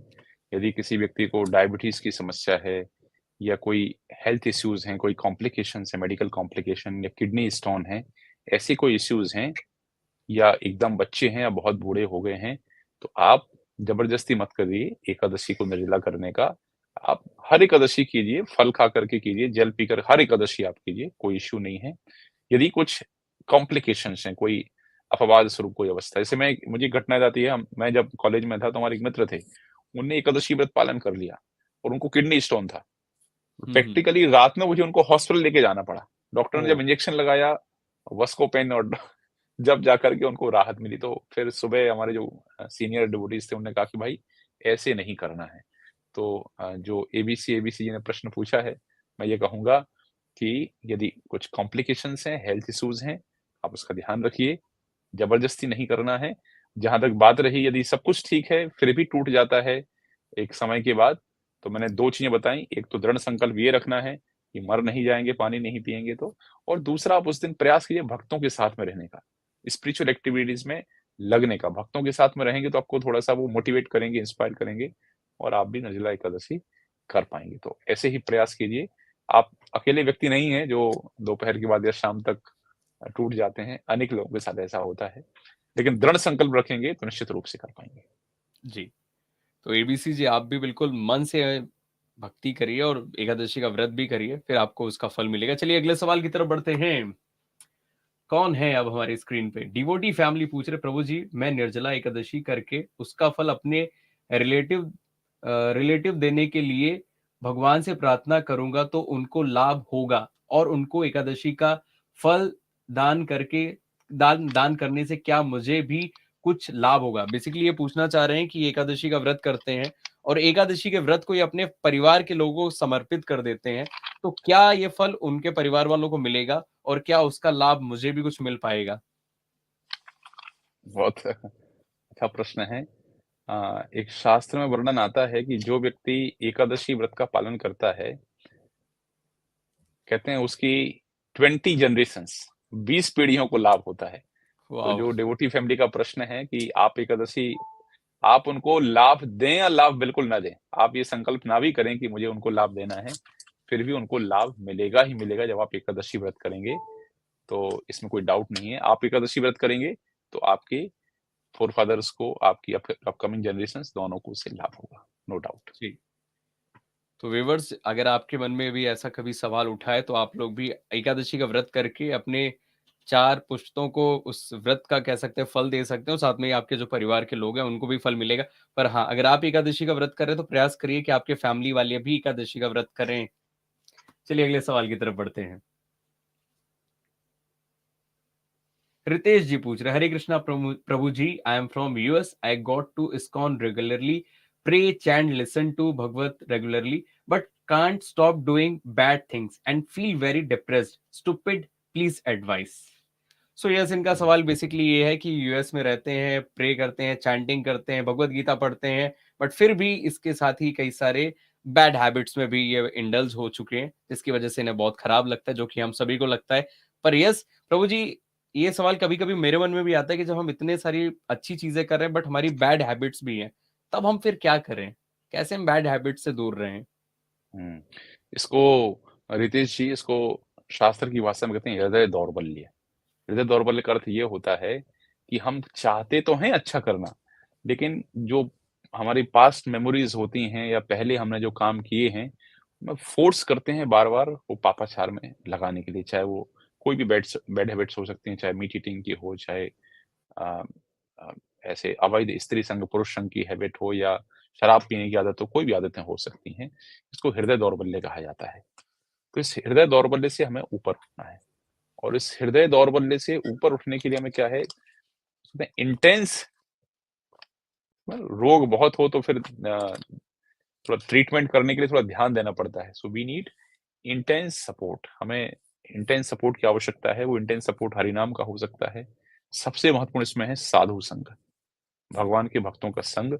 जैसे आपने कहा कि आप इस्कॉन रेगुलरली जाते हैं, मैं आपसे कहूंगा कि कोई एक भक्त को पकड़िए, आप जिस मंदिर में जाते हैं उनसे कंसल्टेशन करिए, और वो आपको कुछ ऐसे सॉलिड ट्रिक्स बताएंगे आपकी स्थिति के अनुसार कि आप उन उन चीजों को करेंगे। मतलब इसमें क्या है कि जैसे अलग अलग चीजों के लिए अलग अलग सॉल्यूशंस हैं। जैसे मैं शराब की बात करता हूँ, मेरे एक डिवोटी थे, वो उनको शराब पीने की आदत थी। तो प्रभु जी हर फ्राइडे को ना, मैं सब अच्छा चलता है लेकिन हर फ्राइडे होता है और मैं बैठ जाता हूँ, तो मैंने उनको क्या किया, उनको हर फ्राइडे को कॉल करके उनको बुलाना शुरू किया, हर फ्राइडे को आपको मंदिर में आना, मंदिर में रुकना है। तो हुआ यूं कि फ्राइडे फ्राइडे अच्छा, सैटरडे संडे कोई समस्या नहीं, मंडे से थर्सडे कोई समस्या नहीं, फ्राइडे को हम्म, समस्या थी। अब फ्राइडे आना शुरू किया, 1 डेढ़ 2 3 महीने तक ऐसा अभ्यास चला। अब हम्म। या विश्वास नहीं करेंगे, शराब भी छूट गई और उनकी पत्नी इतनी प्रसन्न है, बोले प्रभु जी चमत्कार हो गया ये तो। क्या मैं एक बात बार उनके घर कीर्तन करने भी गया था, वो बोले कि जिस कोने में बैठ करके शराब पिया करते थे, आज उस कोने में बैठ करके भगवान के भक्त प्रसाद पा रहे हैं। क्या बात तो है। ये मैंने एक जैसे शराब के विषय में बताया, तो ऐसे थोड़े जो सॉल्यूशंस इनके होते हैं, बहुत ही स्पेसिफिक सॉल्यूशंस होते हैं। ऐसे किसी को मान लो कुछ इलिसिट सेक्स की या इलिसिट अफेयर्स के ऐसे कुछ इश्यूज हैं, तो उनके लिए हम्म, भी कुछ स्पेसिफिक सॉल्यूशंस हैं, या मीट ईटिंग की लेके कोई इश्यूज हैं। तो मैं आपसे ये कहूंगा कि आपके जो आप डिप्रेस्ड फील मत करिए। रिग्रेट हमें होना चाहिए, लेकिन डिप्रेशन नहीं होना चाहिए। रिग्रेट हम्म। होना अलग बात है, डिप्रेशन होंगे तो आपके लिए अच्छा नहीं है। आपको डिप्रेस्ड फील नहीं करना है, उससे निकलने का प्रयास करना है। रिपेंटेंस होना चाहिए, रिग्रेट होना चाहिए कि मैं ये क्यों कर रहा हूँ। आप भक्तों का सहयोग लीजिए, उनसे काउंसलिंग लीजिए, कंसल्टेशन कीजिए, अपना हार्ट ओपन कीजिए। डेफिनेटली मैं ये गारंटी से कह सकता हूँ कि जो कृष्ण भक्ति का जो मार्ग है, इतना शानदार है, इतना शक्तिशाली है कि इस संसार की किसी बुरी आदत में इतनी शक्ति नहीं है कि उसको पार न किया जा सके। जहाँ कृष्ण तहाँ नहीं माया का अधिकार, जहाँ कृष्ण है वहाँ माया का अधिकार हो ही नहीं सकता है। Please contact your nearest ISKCON centre, talk with some devotee, take his counselling, और मेरी शुभकामनाएं, आप निश्चित रूप से इन बैड हैबिट्स को ओवरकम करेंगे, बिल्कुल 101%। जी रितेश जी, आपने थैंक यू। आपने इतना अच्छा सवाल पूछा है, और कई बार एक यूजर के पूछे हुए सवाल से ना जाने कितने सारे लोगों की मदद होती है। और आज हम लोगों की मदद हो रही है धीर शांत दास प्रभु जी के साथ में, क्योंकि प्रभु जी ने आज हमें समय दिया है सिर्फ एकादशी व्रत की महिमा के बारे में बताने के लिए नहीं। आज हमें समय मिला है कि हम सब जो भी भक्ति लाइफ में समस्याएं हमारी लाइफ में आती है, उनसे भी हम अपने आप को ओवरकम कर सकें, हम एक अच्छे भक्त बन सकें, और साथ में एकादशी का व्रत अच्छे से कर सकें। तो चलिए अगले सवाल की तरफ बढ़ते हैं और देखते हैं कि अब हमारे स्क्रीन पे कौन है। वैभव जी हमसे पूछ रहे हैं, हरे कृष्णा प्रभु जी, हाउ वी कैन गेट सेवा of Giriraj Shila at home. जो भी ये सब भक्तों से, श्रोताओं से मैं कहना चाहूंगा कि आ, ये वर्णन आता है गिरिराज, जो आ, गिरिराज खंड आता है गर्ग संहिता में, उसमें ये वर्णन जी। आता है, कोई भी ये गलती ना करें, जब भी आप वृंदावन जाते हैं गिरिराज शिला को वहां से लेकर के मत आइए, क्योंकि गिरिराज शिला साक्षात भगवान का स्वरूप है। उसको आप हम्म, घर पर लेकर के आते हैं, तो जैसे हम ठाकुर जी की सेवा करते हैं, विग्रह श्री विग्रह की सेवा, ऐसे हम्म। ही हमें गिरिराज शिला की सेवा करनी होती है। तो ओके। गिरिराज शिला को गिरिराज से घर में लाने की एक पद्धति है। हम्म। ये कहीं ना, ते हैं मुझे लगता है उस कि कहीं वजन ना का, कहीं एक फैशन टाइप का भी बन चुका है आज की डेट में। हाँ, उस वजन का सोना आपको वहां पर देना होता है, दान करना होता है, वहां रखना होता है, जिस वजन की शिला आपको लेनी है। तो हम्म, बिल्कुल फैशन के तौर पर उसको लेकर के मत आइए, ऐसे उसको लाइटली मत लीजिए। सही उसकी एक पद्धति है, वहां हम पूजन करते हैं, गिरिराज जी में विशेष पूजन होता है, विशेष अर्चन होता है, उसके पश्चात निवेदन करके भगवान को हम लेकर के आते हैं, और जब लाते हैं तो वहां भी विशेष तरीके से भगवान की पूजा संपन्न की जाती है। इसलिए हम्म। सारे श्रोताओं से जो अभी सुन रहे हैं और जो भविष्य में भी इस पॉडकास्ट को सुनेंगे, मैं सबसे कह रहा हूं कि आप ये गलती मत करिए, गिरिराज शिला को ऐसे कैजुअली वहां से लेकर के बिल्कुल भी मत आइए, बिल्कुल नहीं आना है। बिल्कुल। तो अगर आप लोग भी, जैसा कि मैं देखता हूँ सुनता हूँ कि हम वृंदावन जा रहे हैं, उसके बाद गोवर्धन परिक्रमा लगाएंगे, तो वहां से शिला घर लेकर के आएंगे, तो बिल्कुल लेकर के नहीं आना है। क्योंकि अगर आप जाने अनजाने में भी अगर कोई आपसे एक छोटी सी भी गलती हुई, तो यस, अपराध तो होगा ही होगा, और उसकी सजा भी और कहीं ना कहीं लेकर मिलेगी। के आना है, आप किसी हम्म, किसी पुरोहित से, पुजारी से, या इस्कॉन किसी डिवोटी से कांटेक्ट कीजिए, वो आपको पद्धति बताएंगे। हम्म, लेकिन उसके पहले वो देखेंगे आप कैपेबल हैं। मान लो आपके घर में ओनियन गार्लिक बन रहा है, भगवान की सेवा नहीं हो रही है, तो हम्म, इससे हमें सेवा अपराध लगता है यदि हम भगवान को घर में लेकर के आते हैं। जी तो जी। आपको गिरिराज जी लेकर के जाएंगे, वहां पूजन कराएंगे, पद्धति है उसकी, और उसके पश्चात वो एक पद्धति से आपको कहेंगे कि आप गिरिराज शिला लेकर के जाइए, और कैसे कैसे आपको पूजा करनी ये भी बताएंगे। हम्म, तो ये सब ध्यान रख के ही आपको गिरिराज शिला घर पर लानी है। ओके। चलिए, थैंक यू सो मच प्रभु जी, आपने हमें बता दिया कि हमें एक्चुअली करने की क्या ज़रूरत है। तो आप लोग भी बहुत सोच समझ करके कुछ भी अगर भक्ति मार्ग में बढ़ रहे हैं ना, तो प्रयास ये करिए कि जो भी हमारे गुरुजन हमें बताएँ, जो भी हमें गाइडेंस मिल रहा है, बस उसे फॉलो करते रहें, और फिर अपने मन से कुछ और करने की ज़रूरत नहीं है। चलिए अगले सवाल की तरफ हम बढ़ते हैं। महाश्वेता जी पूछ रहे हैं, हरे कृष्णा प्रभु जी, I developed the habit of procrastination that is spoiling my life. I am trapped, please helping. I know it's wrong but I still, please guide me. Procrastination क्या होता है? Procrastination, please guide me. It's a little bit English सवाल। Procrastination मतलब क्या होता है? ये basically just a second. आलस्य करना, प्रोक्रेस्टिनेशन का मतलब होता है पड़े रहना। ओके, या थैंक यू सो मच प्रभु जी, Habit मेरी of भी लाज बचा procrastination. ली आज आपने। That is spoiling my life. Trap, please helping. I know. Just जैसे देखिए सोशल मीडिया का जमाना है और फेसबुक ऐसा डिजाइन किया गया, बस घुमाओ तो वीडियो पे वीडियो चलते रहते हैं, इंस्टा पे रील चलती रहती है। ये बहुत आप इससे बचना चाहते हैं तो मैं कहूंगा कि स्मार्टफोन बंद कर दीजिए लेना। रियली स्मार्टफोन मत लीजिए, और नहीं है तो उसमें आपकी एज, मुझे पता नहीं कितनी एज है, पेरेंटल यदि आपकी एज कम है पेरेंटल कंट्रोल उसमें डलवाइए। बहुत खतरनाक आदत है, रात रात निकल जाती है, दिन के दिन निकल जाते हैं, पता नहीं चलता है। तो आप जो है उसको हटा दीजिए, फेसबुक हटा दीजिए, इंस्टाग्राम देखिए हम टेक्नोलॉजी का यूज करने के लिए हैं, टेक्नोलॉजी हमारा यूज करने के लिए नहीं होती। तो टेक्नोलॉजी को हमें अपने ऊपर हावी नहीं होने देना, जब तक हम उसका क्रिएटिव यूज कर सकते हैं तब तक करना है। तो जैसे आपने कहा, यदि प्रॉब्लम बहुत ही सीवियर है तो you have to take some strong steps for that, और आपको टाइम डिसाइड करना है कि भाई इतने घंटे ही हम इसको यूज करने वाले हैं, उसके अलावा आप रख दीजिए अलग, सिंपल डब्बे वाला फोन ले लीजिए, यही करना होगा। ये एकदम मतलब जिस कहते हैं ना कि सिक्सर वाला सॉल्यूशन यही है कि डब्बे वाला फोन ले लो, बस यदि बहुत परेशान आपको कर रहा है तो। जी, और तो डिब्बे वाले फोन से भी हमारा काम चल सकता है, और फिर हमें जो हमारा आलस है वो भी भाग जाएगा। और आलस को भगाना है तो थोड़ा एक्सरसाइज करिए, जिम करिए, और एकादशी का व्रत करते हुए हरे कृष्णा मंत्र का ज्यादा से ज्यादा जाप करिए। चलिए अगले सवाल की तरफ बढ़ते हैं। और कौन कौन आज हमसे क्या पूछना, स्वाति पांडे जी पूछे, ब्रश तो करना ही होगा गुरुजी, ब्रश किए बिना बाहर कैसे जाएंगे? जैसा कि आपने यस कहा था कि एकादशी व्रत में ब्रश नहीं करना चाहिए। दातव्यम के विषय में लिखा गया है, हम्म, आप कर सकते हैं, दातून वगैरह कर सकते हैं, कोई इश्यू नहीं है, जैसे नीम वगैरह कुछ विशेष दातून होती है। देखिए अब शास्त्र का नियम है, अब मैं तो उसमें कुछ कह नहीं सकता हूँ, मैंने तो श्लोक पढ़ा था और श्लोक में लिखा था कि दातव्यम नहीं करना है, तो इसमें देश काल पात्र का नियम लगा करके आप, हम्म। आपको ऐसा लग रहा है कि मुंह साफ करना आवश्यक है तो पेस्ट कर सकते हैं, कोई इश्यू नहीं है उसमें। ओके, सो यस ब्रश कर सकते हैं, पर जो प्रभु जी शायद इसमें ये भी ना कि जो हमारा एकादशी का व्रत स्टार्टिंग का जो टाइम है उससे पहले हमें ब्रश करके रेडी हो जाना पड़ेगा। इसमें 2 चीज़ मैं बताना चाहूँगा कि ये विधान है कि आप जो कुल्ला हम करते हैं, वो हम्म। निर्जला एकादशी में उस पर रोक नहीं है। आप कुल्ला ओके। कर सकते हैं, मतलब आपको गटकना नहीं है पानी, आप कुल्ला कर सकते हैं। दूसरा जो आचमन हम करते हैं, ओम केशवाय हम्म। नमः, माधवाय नमः, गोविंदा इत्यादि जो आचमन करते हैं, वो आचमन भी हम कर सकते हैं। आचमन भी हम्म। निषिद्ध नहीं है।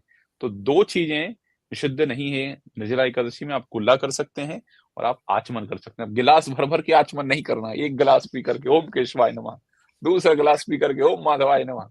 प्रभु जी शास्त्र में लिखा गया आचमन कर सकते हैं। उसका एक तरीका, एक छोटी चम्मच होती है, वो लेकर के आपको आपको चूसना होता है, सिप करना जी होता है, जी, उतना आप कर सकते हैं, कोई उसमें दोष नहीं। तो मैं ये चीज बोलने वाला था प्रभु जी, आपने आचमन और कुल्ले का कह दिया तो बहुत सारे लोग कहेंगे अरे प्रभु जी ने बोला है चलो ऐसे भी कर लेते हैं। अगर थोड़ा सा पानी अंदर चला भी गया तो क्या हुआ। तो वो चलिए अगले पद्धति सवाल है। की तरफ बढ़ते हैं, और आप लोग भी अपने सवाल भेजते रहिए जो भी कुछ आपके मन में आ रहा है, क्योंकि हम पूरा प्रयास कर रहे हैं कि आपके सवालों का जवाब आप तक पहुंचा सकें। अगला सवाल पूर्वी जी पूछ रहे हैं, Hare Krishna, can we food donation distribution on Nirjala Ekadashi? Is it necessary to keep jagran on Ekadashi? So yes, इनका भी यही सवाल है कि क्या हम सिर्फ दान कर सकते हैं, खाने का अन्न का दान कर सकते हैं, और एकादशी की रात में जागरण करना, रात भर भगवान के नाम का चैंटिंग करना, जाप करना जरूरी है क्या?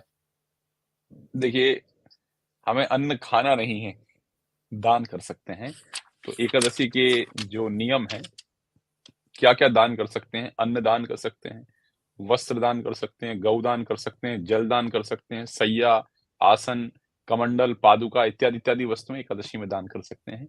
अन्न दान भी कर सकते हैं।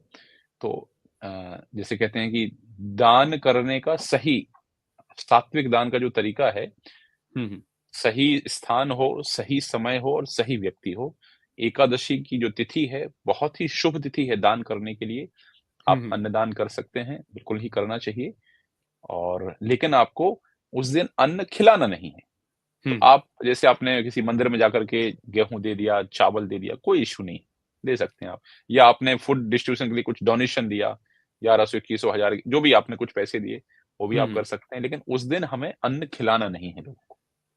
और दूसरा है कि रात में क्यों करते हैं, तो इसका जो सिद्धांत मैंने बताया कि उपवास, ज़्यादा से ज़्यादा समय हम भगवान की सेवा में युक्त हो सकें, लग सकें, हुँ, हुँ। इसलिए शास्त्र में ही रात्रि जागरण की महिमा बताई गई है कि एकादशी के दिन व्यक्ति को रात्रि जागरण करना चाहिए। कहते हैं रात्रौ जागरणं कृत्वैक एकादशी व्रत कृन्नरः न पश्यति यमं रौद्रं युक्तः पापशतैरपि। यदि कोई व्यक्ति रात्रि काल में जागरण पूर्वक एकादशी व्रत का पालन करता है, कहते हैं सैकड़ों पापों से युक्त हो, तो भी यमराज के रौद्र रूप का दर्शन नहीं करता। तो एकादशी के रात्रि में जागरण का परिणाम ये है कि उसको अ, जो है यमदूतों का दर्शन नहीं होता है। तो ये एकादशी पालन करने की एक महत्वपूर्ण तिथि है कि रात्रि जागरण करें। मुझे याद है जहाँ हम पहले रहते थे उज्जैन मंदिर में, तो वहाँ नियम था एकादशी को 24 आवर कीर्तन, ओके। 24 आवर कीर्तन। ओह! तो ये दिन में बहुत अच्छा। हरिनाम जप के ऊपर करते थे और अलग बहुत सारे लोग होते थे। रात में हम लोग शिफ्ट लगती थी, तो हुँ, रात में हुँ। जाकर के एक अवसर देते थे, कोई भी व्यक्ति रात भर जागना चाहता है, तो आकर के हरिनाम कर सकते हैं। चलिए इसलिए बहुत रात्रि में जागने का अर्थ ये नहीं है कि जाग रहे हैं, चल रहा है आगे सावधान इंडिया, क्राइम पेट्रोल चल रहा है, देख रहे हैं। ये जागने का अर्थ नहीं है। जागने का अर्थ ये है कि हरिनाम करना है, भक्तों के साथ मिलकर के सेवा करनी है, कीर्तन करना है, अर्थात आध्यात्मिक कार्यों में अपने आप को लगाए रखना है। ये जागने का अर्थ है। जी। जी। प्रभु जी एक छोटा-सा सवाल और मेरे मन में आया है, तो मैंने कहा कि मैं भी अपने सवाल को भी वापस पूछ लूँ।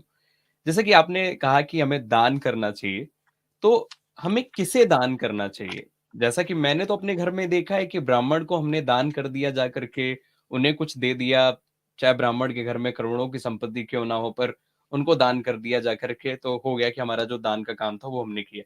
बट शास्त्रों के हिसाब से या फिर एक कह सकते हैं सही व्यक्ति होने के नाते हमें किसे दान करना चाहिए, एकादशी व्रत में स्पेशली? हुँ, हुँ।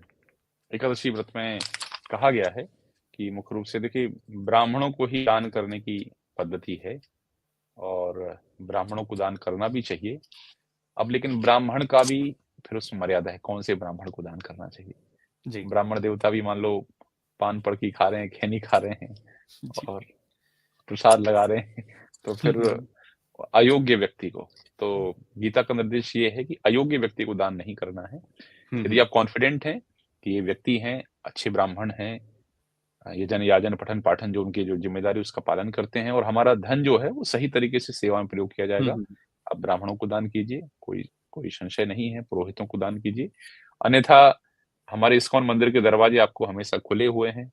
हमारे अलग-अलग मंदिरों में आपको ऑनलाइन भी आते रहते हैं। हरे कृष्णा हुँ, टीवी पर हुँ। भी आप जो है उनका भी बहुत सारे इतनी अच्छी बात है हरे कृष्णा टीवी में जो है फ्री ऑफ कॉस्ट ये लोग सब फ्री टू एयर चैनल भी चला रहे हैं, तो इसमें अपने आप में बड़ा बहुत ही इन्वेस्टमेंट होता है। तो ये इतना अच्छा कार्य है, इसमें आप लोग डोनेशन कर सकते हैं या हमारे अलग-अलग मंदिरों में, इस्कॉन के मंदिरों में या आपके आस-पास कोई मंदिर है, ऐसा नहीं मैं कह रहा हूँ इस्कॉन मंदिर में ही, आस-पास आपको जहाँ जहाँ आप कॉन्फिडेंट हैं कि हमारा धन भगवान की सेवा में, गौ माता की सेवा में, ब्राह्मणों की सेवा में सही तरीके से युक्त होगा, प्रचार कार्य में, गीता वितरण में, इत्यादि-इत्यादि जो कार्य हैं, धर्म के कार्य में लगेगा, वहाँ हुँ, हुँ। जाकर के आप निश्चित रूप से दान कर सकते हैं। जी, थैंक यू सो मच प्रभु जी। चलिए अब हमारा आखिरी सवाल, सबसे इम्पोर्टेंट सवाल जो अभी मुझे लगता है हमारी स्क्रीन पे आएगा। चलिए उस सवाल की तरफ बढ़ते हैं। अपूर्व आनंद जी पूछ रहे हैं, हरे कृष्णा प्रभु जी, I have seen people use vegetable oil for cooking such as soya oil. Please guide what would be consider fasting in this true sense. तो बेसिकली इनका सवाल यही है कि भाई सोयाबीन के तेल से भी खाना बन रहा है, कुकिंग की जा रही है, इस पे ऑलरेडी आपने बताया था। तो इनका ये भी है कि सही तरीका क्या है कि हम सही सेंस में फास्टिंग करें और क्या-क्या चीज़ों को अवॉइड करें? सबसे अच्छा निर्जला व्रत कोई कर सकता है। कुछ दिनों पहले मैं ऐसे अनेक भक्तों को जानता हूँ जो हर एकादशी निर्जला करते हैं। जी।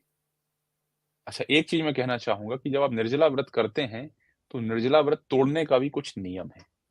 ऐसा नहीं निर्जला व्रत किया, अब अगले दिन भूख तो बहुत लगी होती है, गड़ागट पिए जा रहे हैं।